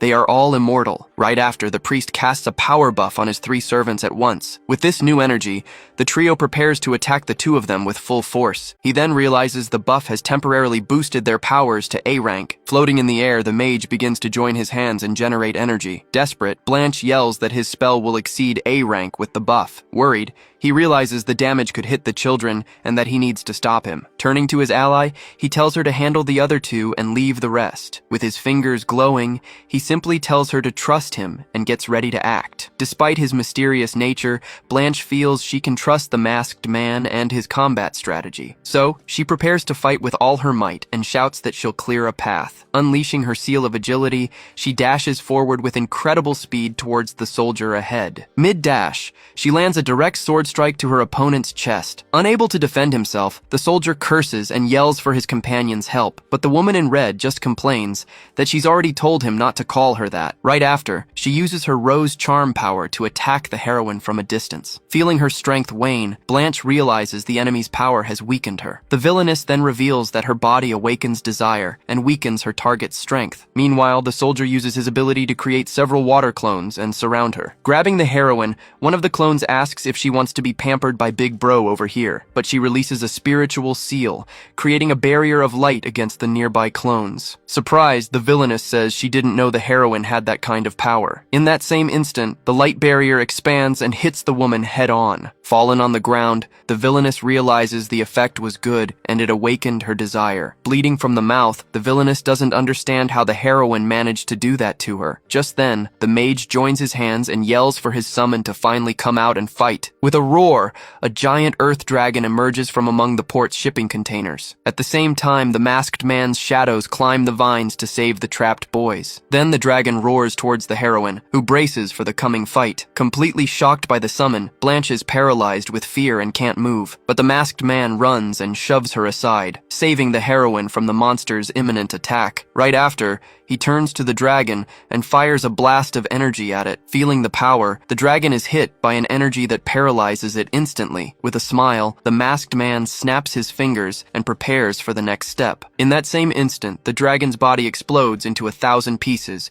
kicking up a lot of dust. At that moment, a helicopter from the Heroes Association arrives on scene to provide support. Thanking his master, the mage says his protection saved him from the explosion. But the priest complains that he lost 2 members and was defeated by a mysterious man. Trying to calm him, the mage says the organization will recover as long as he's alive. Agreeing with his servant, the priest says their position will never change with him around. Meanwhile, he decides he needs to retreat for now, since the enemy is stronger. Watching the villains leave, the masked man and the heroine just watch them flee. With a smile, he says he'll let them live for just a few more minutes. Then, he turns to the soldier's body and declares that his ability is his now. Extending his hand, he prepares to begin the process of extracting another power. Soon after, he acquires the Sea Spectre ability, which strengthens the water in the body. Next, he turns and says the blood-red rose is next. Extracting the power, he comments on how the sealed sword can be quite merciless when it wants to be. Having acquired the ability, he can now summon rose vines with his own blood. With the new orbs, he plans to create another powerful A-rank ability. Shattering the 2 energy orbs, he begins the fusion process. Right after, he obtains the A-rank ability called Enhanced Super Brain. Absorbing the power, he feels all his senses becoming much sharper and stronger. Beside him, the heroine blinks, snapping out of her trance after the last battle. Noticing her reaction, he turns to her and asks if she's finally awake. Looking around, she sees the place is completely destroyed by the huge explosion. At this, she asks for the name and rank of her new companion's ability. Turning towards the horizon, he reveals he's part of the adjudication organization, Sishe, but she says she's never heard of that group in the Heroes Association she belongs to. Then, she panics when she realizes the children are no longer in the same spot. He then reveals that the children are safe, right behind her in a protected spot. Running to them, the children cry out for her, saying they were very scared. One of the boys explains that it was the master's shadow that saved them from danger. He says the masked man used his shadows to cut the vines and then protect them. With that explanation, she understands how they all managed to land safely on the ground. Confused by the story, she wonders who this master is that the children keep talking about. Turning to thank him, the heroine says he was very thoughtful with the children, but she realizes he has simply vanished, leaving no trace behind. Just then, the association's helicopter announces that the area is now under its jurisdiction. With the arrival of reinforcements,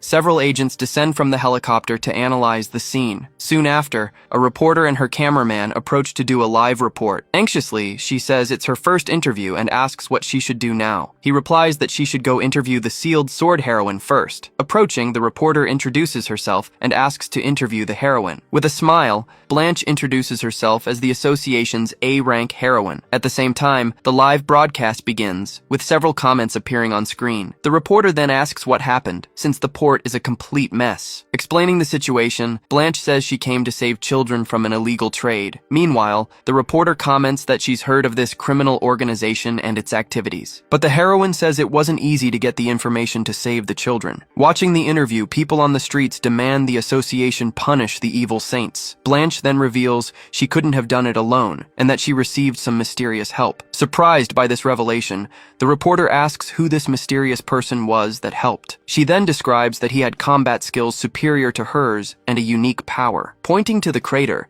she says he wore a strange snake mask. With this revelation, everyone begins to speculate about the man's identity and power, but the reporter notices that he doesn't seem to be anywhere nearby anymore. Blanche then points to the side and says he went in that direction to chase the priest. Changing scenes, the priest and his mage arrive at an underground parking garage to escape. Powerless, he says the mage needs to get rid of the guy who followed them. The mage then confirms that he filled the area with his plasma nullifying ability, but the masked man was already there and tells them they'll find a car soon. With a smile, he says this place will be where they both die today. Suddenly, a phone starts ringing loudly, echoing throughout the parking garage. Startled, the two villains turn and shout, asking who's there with them. Annoyed, he wonders who's calling him at such an inconvenient time. Curious about the noise, the two slowly approach to see what's happening. With the phone in his hand, he wonders why Xiaoxiu is calling now. Suddenly, an alarm blares. The masked man watches as the two older men turn towards him. One of them, very suspicious, loudly asks who's approaching them. Without a word,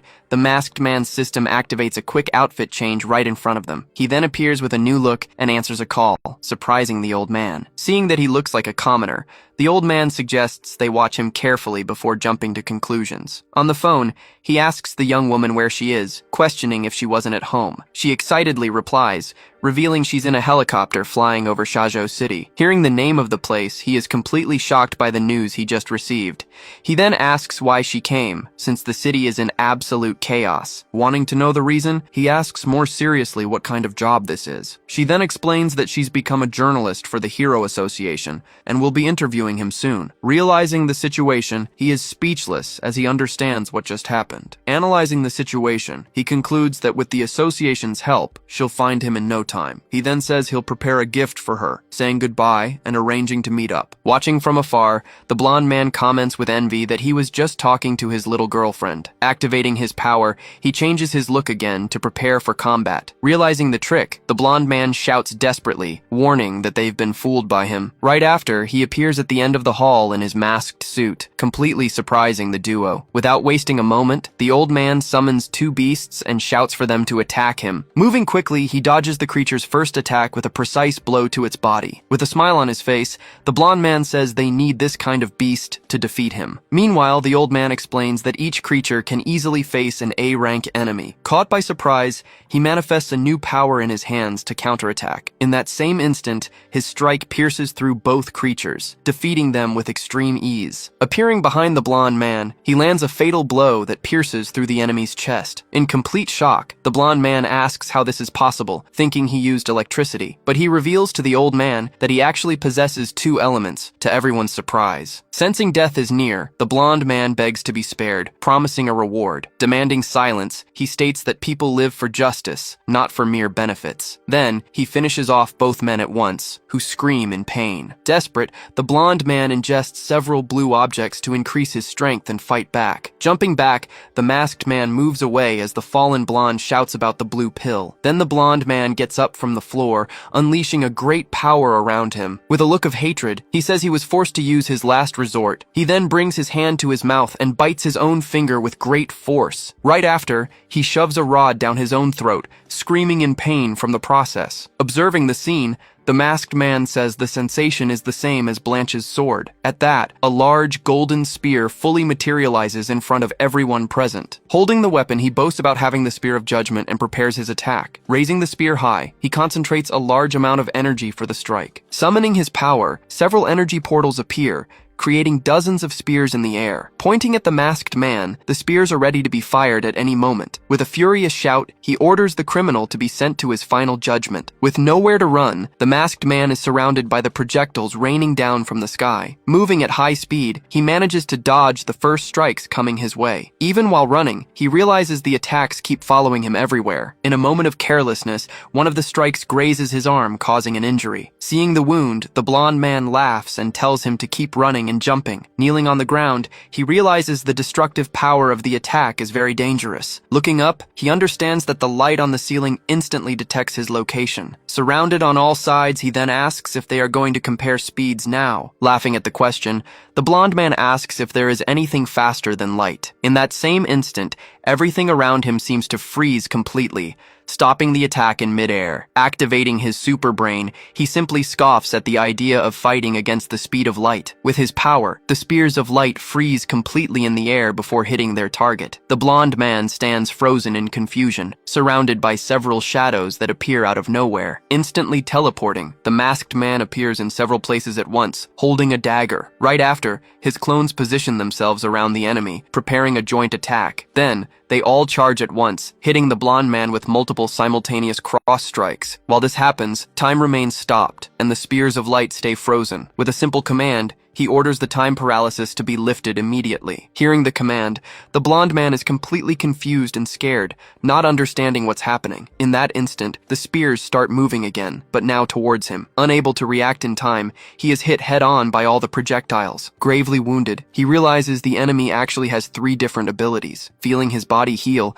he notices his regeneration ability has been activated, but the masked man warns him not to heal, or he will die yet again. He then activates his skill theft, absorbing all of the blonde man's healing power. Gaining a new A-rank ability, the system displays the power's details. He then activates the healing, fusing the newly acquired energy directly into his own chest. As he recovers, he says he didn't expect the enemy to have the blue pill. Nearby, the old man's body is already on the ground, his ability stolen. Testing the new power, he comments that the old man's sand ability is very good. At that moment, he realizes the Hero Association is approaching the fight scene. Flying over the area, a helicopter announces that they have the entire region under control. Deciding to leave, he transforms and says he'll leave the cleanup to them. Outside, several helicopters have already landed, and many people are gathering at the entrance. On the scene, the reporter comments on the noise and the walls cracked by the fight. She is then shocked to see the blonde man's body, recognizing him as the priest of the organization. Observing the corpse,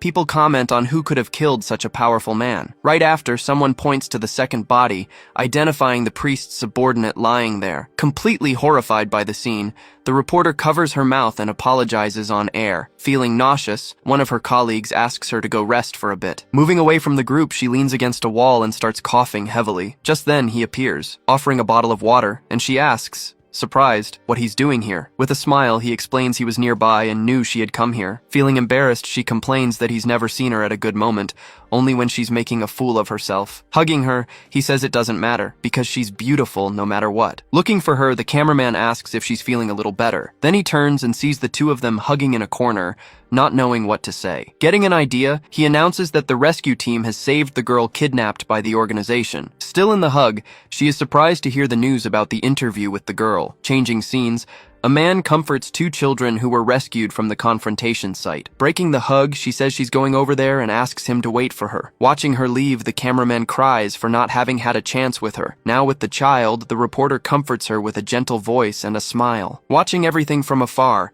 the protagonist stands with his arms crossed, waiting for the interview to end. Looking at the gem in his hand, he says he will be able to save Fei Fei very soon. With all the elements collected, he states that the third person of the judgment will appear. Seeing the figure behind him, he decides he will call it Dragon from now on. The scene changes to the Shazhou Central Hospital. At the entrance, a doctor asks the newcomers to follow him for a general checkup. Inside, a young man sits on a bench, lamenting that he hasn't seen his master in a long time. Hearing a familiar voice, he turns to the side with a surprised expression. Right in front of him, the masked man suddenly appears and gestures for silence with his finger. Using his power, he controls a passing doctor to ensure their privacy. Sitting down with them, he hears the young man ask to take his sister's body, but the masked man reveals that she's still alive, though in a very weak state. Completely shocked, the young man asks if what he just heard is really true. He then activates his holy light healing power on the sleeping girl. Instantly, she opens her eyes, and her brother cries out her name, overcome with emotion. Healing the young man as well, he tells them to sneak out so no one discovers them. Crying with joy, the boy agrees, saying he'll do whatever his master commands. Handing him a box of money, he tells the young man to enroll in the Hero University. The young man then realizes that to do so, he'll need a much stronger ability. Handing him a forging orb, he tells him to use it to get into the university. With that, the young man absorbs the power, gaining a C-rank forging ability. Promising not to disappoint, he says his goodbyes, and the masked man tells him to live well. A short time later, the masked man finally decides to leave the hospital. Activating his transformation, he reverts to his normal appearance and leaves the premises. Immediately after, the reporter finds him and calls his name, surprising the young man. When she asks where he was, he replies that he was just helping take care of the children. She then explains that the children are safe, and the association will contact their families. As they walk, she mentions that the homeless children will be taken in by an orphanage. Smiling at the news, he says he hopes they grow up healthy and happy. At that moment, she unexpectedly gets close and suddenly kisses him. Caught off guard, he freezes, completely stunned by the kiss. In another room, he watches a blonde girl lying in bed, hooked up to machines. Looking at her, he says he hopes the sacred healing will work to save her. Without wasting time, he extends his hand and activates the sacred ability he acquired earlier. Then, a great light fills the entire room as he uses his healing power. Despite the power, the girl in the bed shows no reaction, remaining unconscious. Realizing it failed, he's completely shocked, not understanding why the healing didn't work. Approaching the bed, he leans in and calls her name, hoping for a response. Frustrated, he leans on the bed rail and questions how the healing could have failed like this. With a determined look, he begins to analyze the situation to find a new solution. Just then, he notices small blue lights floating near the unconscious girl's face. When he tries to touch them, his hand passes right through as the lights dodge his touch. Observing more closely, he realizes the lights are devouring her mental spirit as food. He then concludes that the light ability won't work, as she won't wake up. Realizing the danger, he decides he needs to find whoever gave her the blue pill. Before leaving, he decides to enhance his 3 abilities to increase his combat power. Channeling his energy, he prepares to begin the process of upgrading his powers. Soon after, the system displays the first upgraded ability, his transformation to C rank. Next, his clone ability also evolves, reaching the same power level. With intense concentration, he focuses on strengthening his last ability for the coming battle. Believing he has enough power, he prepares to attempt an evolution to the legendary S rank. Kneeling on the floor, he begins to concentrate all his energy for the great evolution. He finally succeeds, and the system displays his new S rank ability. Seeing his new power, he says he's even more excited to find that guy. On a rooftop, a mysterious figure is controlling a hero who stands looking out at the city. The man in the top hat asks the hero if he has any new information. With his arms crossed, the hero confirms he has information but questions if the man can afford it. The man replies that if the information is true, the price will be very high. Recalling the fight, he mentions the destruction of the Shoujo organization by the heroine Blanche, but the hero adds that she had help from a mysterious man named Snake. The man in the top hat says he already knew that, as it's well-known news. Then the hero reveals that both villains have 2 abilities, surprising the buyer. Doubting the information, the man in the top hat asks if dual users are even possible. Intrigued, he begins to consider the possibility he just heard. Showing a vial, the hero asks if he's ever seen this ability medicine before. Pointing at the object, the man in the top hat asks if it's really a medicine. The hero then explains that the drink can give a second ability to someone who already has one. Still doubtful, the man in the top hat says it's nonsense and asks for proof. To demonstrate, he states that his ability is strength, and he'll show what happens next. Without hesitation, he brings the small vial to his lips and drinks the entire liquid. Right after, he simply crushes the glass in his hand, shattering the object to pieces. Instantly, the man in the top hat asks if that's a fire-type ability. Throwing a punch upwards, he shows his new power in action for the buyer. Revealing his source, he says he made a deal with Yuji, and that's how he knows. Still shocked, the man asks if he knows what material is used to make it. Saying he doesn't know, he states that he's said enough and wants his reward. Agreeing, the man in the top hat hands over a jar with 15 blue pills as the agreed payment. Before leaving, he says he has one last very important question to ask. Worried, he asks if the blue light on his body is a side effect of the pill, but the man in the top hat tells him not to worry, dismissing the hero and leaving. Saying goodbye to the hero, the man in the top hat says he looks forward to their next meeting. Right after, he dissolves into energy and vanishes into thin air. As soon as the man vanishes, the control over the hero is broken, revealing the protagonist. Analyzing the situation,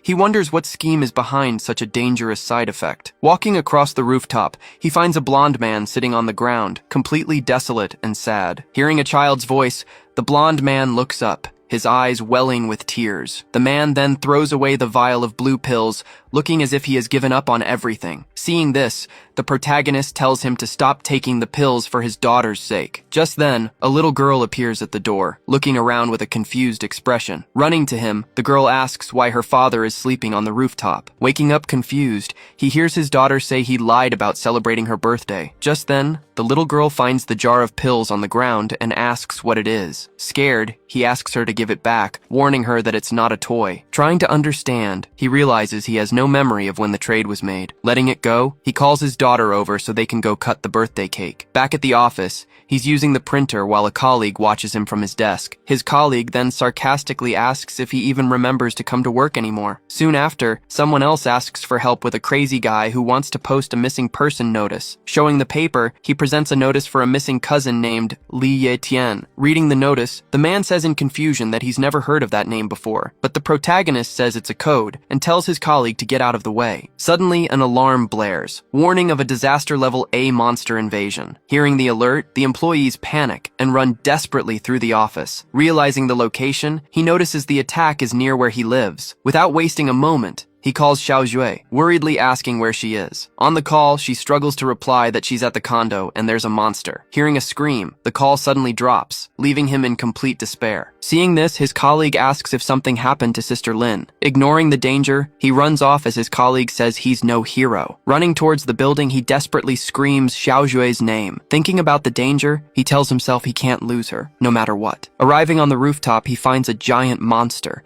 and is shocked by the scene. The system then displays the creature's details. A very dangerous A-rank monster. Analyzing the situation, he realizes it would take at least 3 A-rank heroes. Meanwhile, 2 heroines, 1 B-rank and 1 C-rank, arrive to fight. Seeing the two, the monster lets out a sharp cry, preparing an energy attack. It then fires a blast towards the flying red-haired heroine. Screaming for her to dodge, the other heroine watches the attack hit the building hard. Scolding her partner, she says C-rank heroes are useless against that monster. Sighing in frustration, she's at a loss for words with her teammate. Suddenly, the heroine hears a cry for help, coming from inside the burning building. The hole in the wall reveals a woman being held by another who is about to fall. Trapped in the hole, she tries to save her friend who is dangling outside. Crying desperately, the dangling woman screams that she doesn't want to die and begs for help. With great effort, her friend tells her to calm down and says she'll pull her up. Screaming in desperation, the woman begs them to hurry, saying she absolutely doesn't want to die. Just then, a large piece of concrete breaks off the wall, flying at high speed. It smashes right into the woman's hand, forcing her to let go of her friend. Then, with nothing to hold on to, they both fall from the building together. Screaming in freefall, the girl despairs, thinking she's about to die. But suddenly, the red-haired heroine appears in the air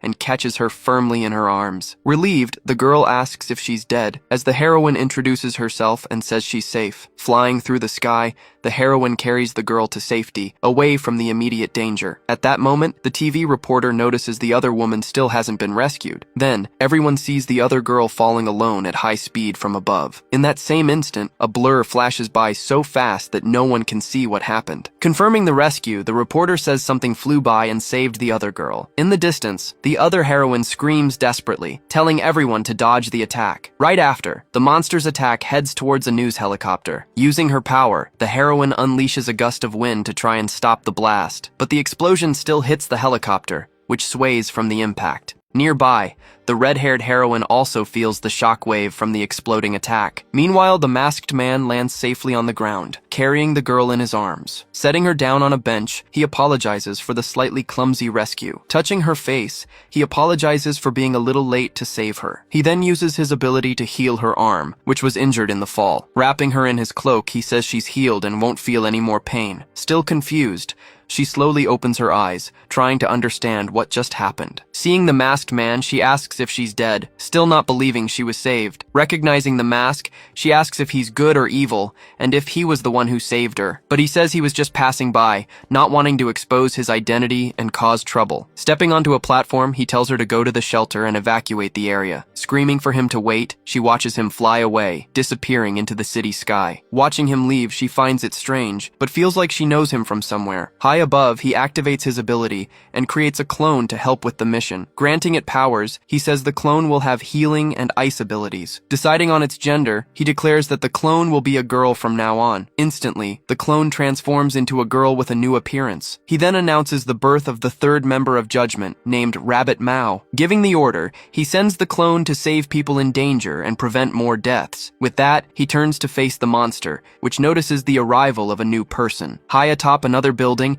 an unknown fighter appears, observing the chaos. With a look of disdain, she complains about running into trouble even on her vacation. Recognizing the fighter, the reporter says she's the city's greatest genius heroine. At this, the crowd starts talking about her return, noticing her new look. With a wave, she asks if people still remember her after all this time. Deciding to observe, he backs away, saying he'll analyze the hero's powers first. Facing the creature, she says a big rat will make a great punching bag. Without wasting time, the monster opens its mouth and fires a powerful energy blast. Worried about the attack, the other heroine yells for her senior to dodge as fast as she can, but she refuses, saying she needs to take the hit to see the result. The attack flies right past and explodes on a building behind her, missing its target. Impressed, the reporter comments that she chose to take the hit, true to her style. The dust settles, revealing the ground completely destroyed and cracked by the force of the blast. Realizing its attack failed, the monster gets confused and lets out a strange grunt. Appearing in the air, the heroine floats above it, preparing her body for a counterattack. With a serious look, she clenches her fist tightly, concentrating energy for the strike. Then she lunges forward and lands a devastating blow directly on the giant monster's body. Unleashing multiple strikes, she hits the monster's body with a rapid sequence of attacks. Then she asks with a smile why the giant rat isn't screaming anymore. Taking the hits, the monster is left reeling from the force of the blows. Leaping to the edge of the building, she prepares for her next move in the fight. Grabbing the creature's tail, she holds it with all her might so it can't escape. Right after, she starts spinning the monster in the air, which screams in complete surprise. Spinning faster and faster, she laughs, saying this is all very entertaining for her. Then she finally hurls the creature with all her strength towards the ground. Seeing the destruction, the other heroine says the girl is crazy, like a monster herself. Meanwhile, the new masked heroine appears in the sky, observing the whole situation from a distance. In the middle of the street, a man runs desperately from a falling piece of a building, but the masked heroine appears and saves him at the last second, shouting for him to be careful. Thanking her for the rescue, he asks which company she's from, as he's never seen her before. She then introduces herself as Rabbit Mao, an official member of the organization called Judgment. In the distance, a group of men remarks that the organization only has elite members. Recognizing the heroine and her roommate, she approaches the bench to help. A man then explains that they fell and asks her to heal the two girls. Without wasting time, she activates her ability and begins to heal everyone's injuries. Seeing this, the men are amazed by the incredible healing power she possesses. Afterward, she tells everyone to get to the shelter quickly to protect themselves. Suddenly, the monster lets out a deafening scream, giving everyone an intense headache. Feeling the pain, the heroine says the sound is different and feels like it's about to explode. At this, the other heroine wonders if the monster has completely lost its mind now. From afar, the masked man understands that the creature is absorbing people's souls. Instantly, the monster stands still as it absorbs all the spiritual energy around it. Surrounded by energy, the monster stands still, absorbing all the power for itself. With a smirk, it concentrates the energy in its mouth, preparing a new attack. Horrified, the heroine realizes the monster is devouring the spiritual energy of the dead. With this power, the monster's eye recovers and its wounds begin to close. Watching the scene, the people wonder if the heroine still has any chance. Then the other heroine suggests she retreat, sensing it's about to get stronger. The monster slams the ground, attacking uncontrollably and with great fury. But the heroine charges forward, yelling for the stupid rat to shut its mouth. She then lands a blow that causes a huge explosion at the scene. Exhausted, she wonders if she's finally defeated the monster this time. But a surprise attack suddenly emerges, hurtling toward her at high speed. In an instant, the blow pierces through her body, severely wounding the heroine. In great pain, she curses it for such a cowardly and despicable attack from behind. Using its tail, the monster forcefully throws her away, slamming her to the ground. She crashes violently, hitting the ground hard and suffering serious injuries. Seeing this, the city panics, crying out for someone to save the heroine. Even injured, she says she can't be defeated and must eliminate the monster quickly. Rushing to help, the other heroine supports her senior, who is badly hurt. Angrily, she asks why her partner is still there and if she isn't afraid of dying. Crying, the heroine says her duty is to protect everyone and to never run away. Hearing this, the senior is left speechless, just watching her partner's determination. Impressed, the reporter praises the heroines for risking their lives to protect everyone. Just then, the monster's shadow looms over them, ready for the final blow. Seeing this, the masked man says angrily that the monster shouldn't have done that. He then throws a sharp object which flies at high speed toward the creature. The blow hits the monster's tail, and it screams in pain from the impact. High on a building, he appears with his clone, watching the injured monster below. Announcing his arrival, the reporter says the hero Yuji has appeared to save them. Celebrating his appearance, the people cheer for their idol and comment on his new partner. Confused, the two heroines wonder what the newcomers intend to do. Summoning several objects, he hurls them all at once toward the monster. Unable to dodge, the metal stakes strike the creature's body with great force. Screaming in pain, the monster is pushed back, completely immobilized by the attacks. Watching the scene, the heroine understands that the monster can't be defeated easily. Then, the other heroine innocently suggests they should just tie its mouth shut. Giving her a light smack on the head, the senior angrily tells her to stop talking nonsense. Raising his hand, the masked man uses his ability to control and lift the monster. Flying through the air, the monster is thrown far away, getting farther and farther. Its mouth open, it screams as stakes pierce its body, causing more pain. Then the masked man fires energy rings that tightly bind the monster in midair. Using his power, he creates a huge metal wall out of thin air in the sky. Right after, the wall folds over, trapping the monster inside and causing an explosion. Giving an order, he tells Mao Rabbit not to let the creature open its mouth. She then activates her snowflake tornado, surrounding the monster with ice. As it's hit, the monster screams in pain from the impact of the freezing attack. Seeing the monster frozen, the people celebrate the incredible high-level ability. Completely trapped, the creature screams as its spiritual energy is contained by the ice. Even trapped, the monster begins to absorb spiritual energy to recover again. Shocked, the heroine realizes it's using the power to regenerate its body again. Raising his hands, he declares he won't let the monster absorb any more energy. Flying over the city, he explains that from a distance, the monster can't absorb anything. He then activates his metal storm, preparing a final, full-power attack. The attack hits the monster head-on, which screams in pain from the ability's impact. In the distance, a man comments that the monster was sliced into tiny snowflakes. Shortly after, the system announces that the monster's ability has been successfully stolen. Analyzing the new power, he notes that it's a type of healing ability. In the sky, a helicopter approaches and asks everyone not to panic. The reporter then announces she's flying in closer to broadcast the situation live. Pointing to the sky, she's surprised to see him floating on a metal platform. Excited, she waves and asks to interview him to learn more about the mysterious hero. Witnessing the swift victory, the public is shocked by the mysterious masked hero's power. Feeling the overwhelming pressure, the fighter concludes he must be a powerful S-rank user. Just then,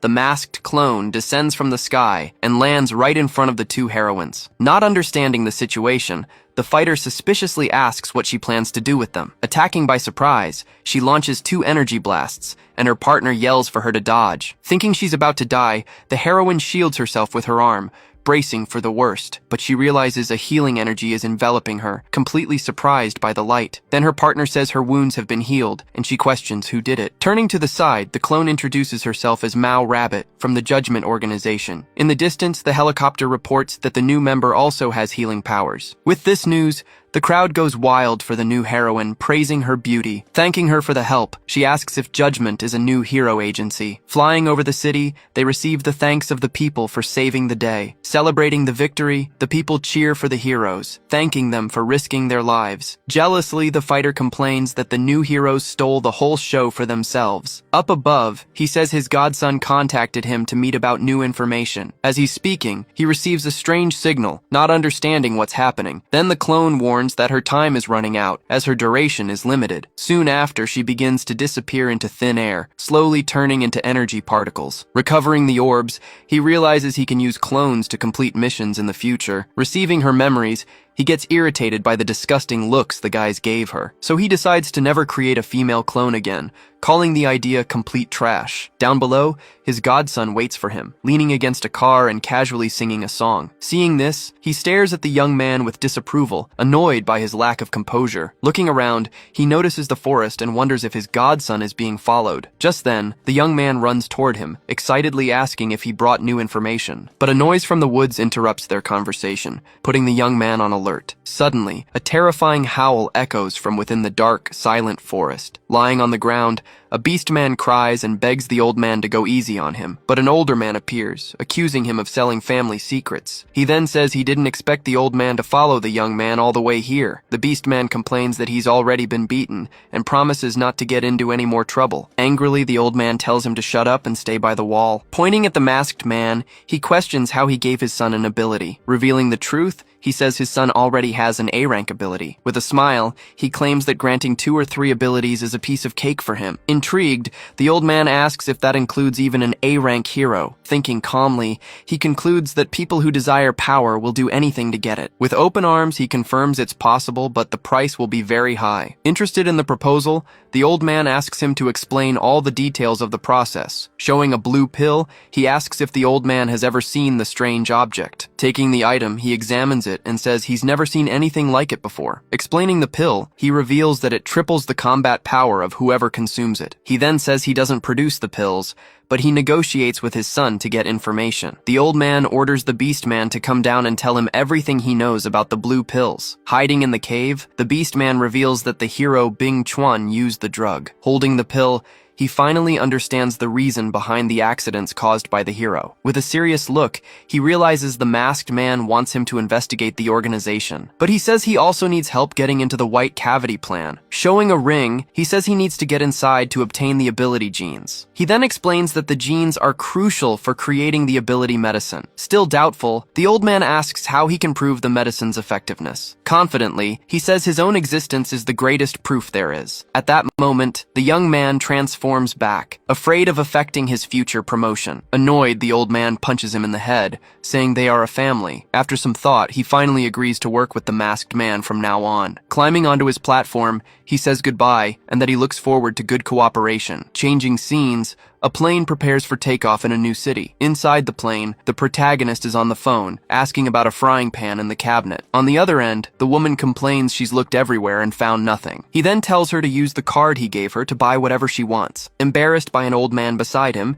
he quickly says goodbye and hangs up the phone. The old man next to him laughs at the situation, making the protagonist even more ashamed. Soon after, the plane takes off, beginning the journey to a new and unknown destination. When he turns around, he recognizes one of the passengers and is surprised by the coincidence. Sitting there, the 2 girls are talking, not noticing him watching them. Next to them, a man comments on the 2 pretty girls on the plane. Just then, a flight attendant approaches and asks if he can pass her a towel, but one of the girls accuses him of being a pervert, not knowing who he really is. In that same instant, the flight attendant drops the towel on the floor, right in front of him. Suddenly, a man points a gun at the flight attendant, who desperately cries for help. Shouting at everyone, he orders them not to move and to put their hands on their heads. At the same moment, other men stand up and hold all the passengers hostage. Looking at the weapons, he realizes they are all made from mutant beasts. One of the men shouts at him, ordering him to raise his hands and put them behind his head. Obeying the order, he thinks he needs to find a way to resolve the situation. In the cockpit, the man orders the flight attendant to open the door, which she fearfully obeys. From the outside,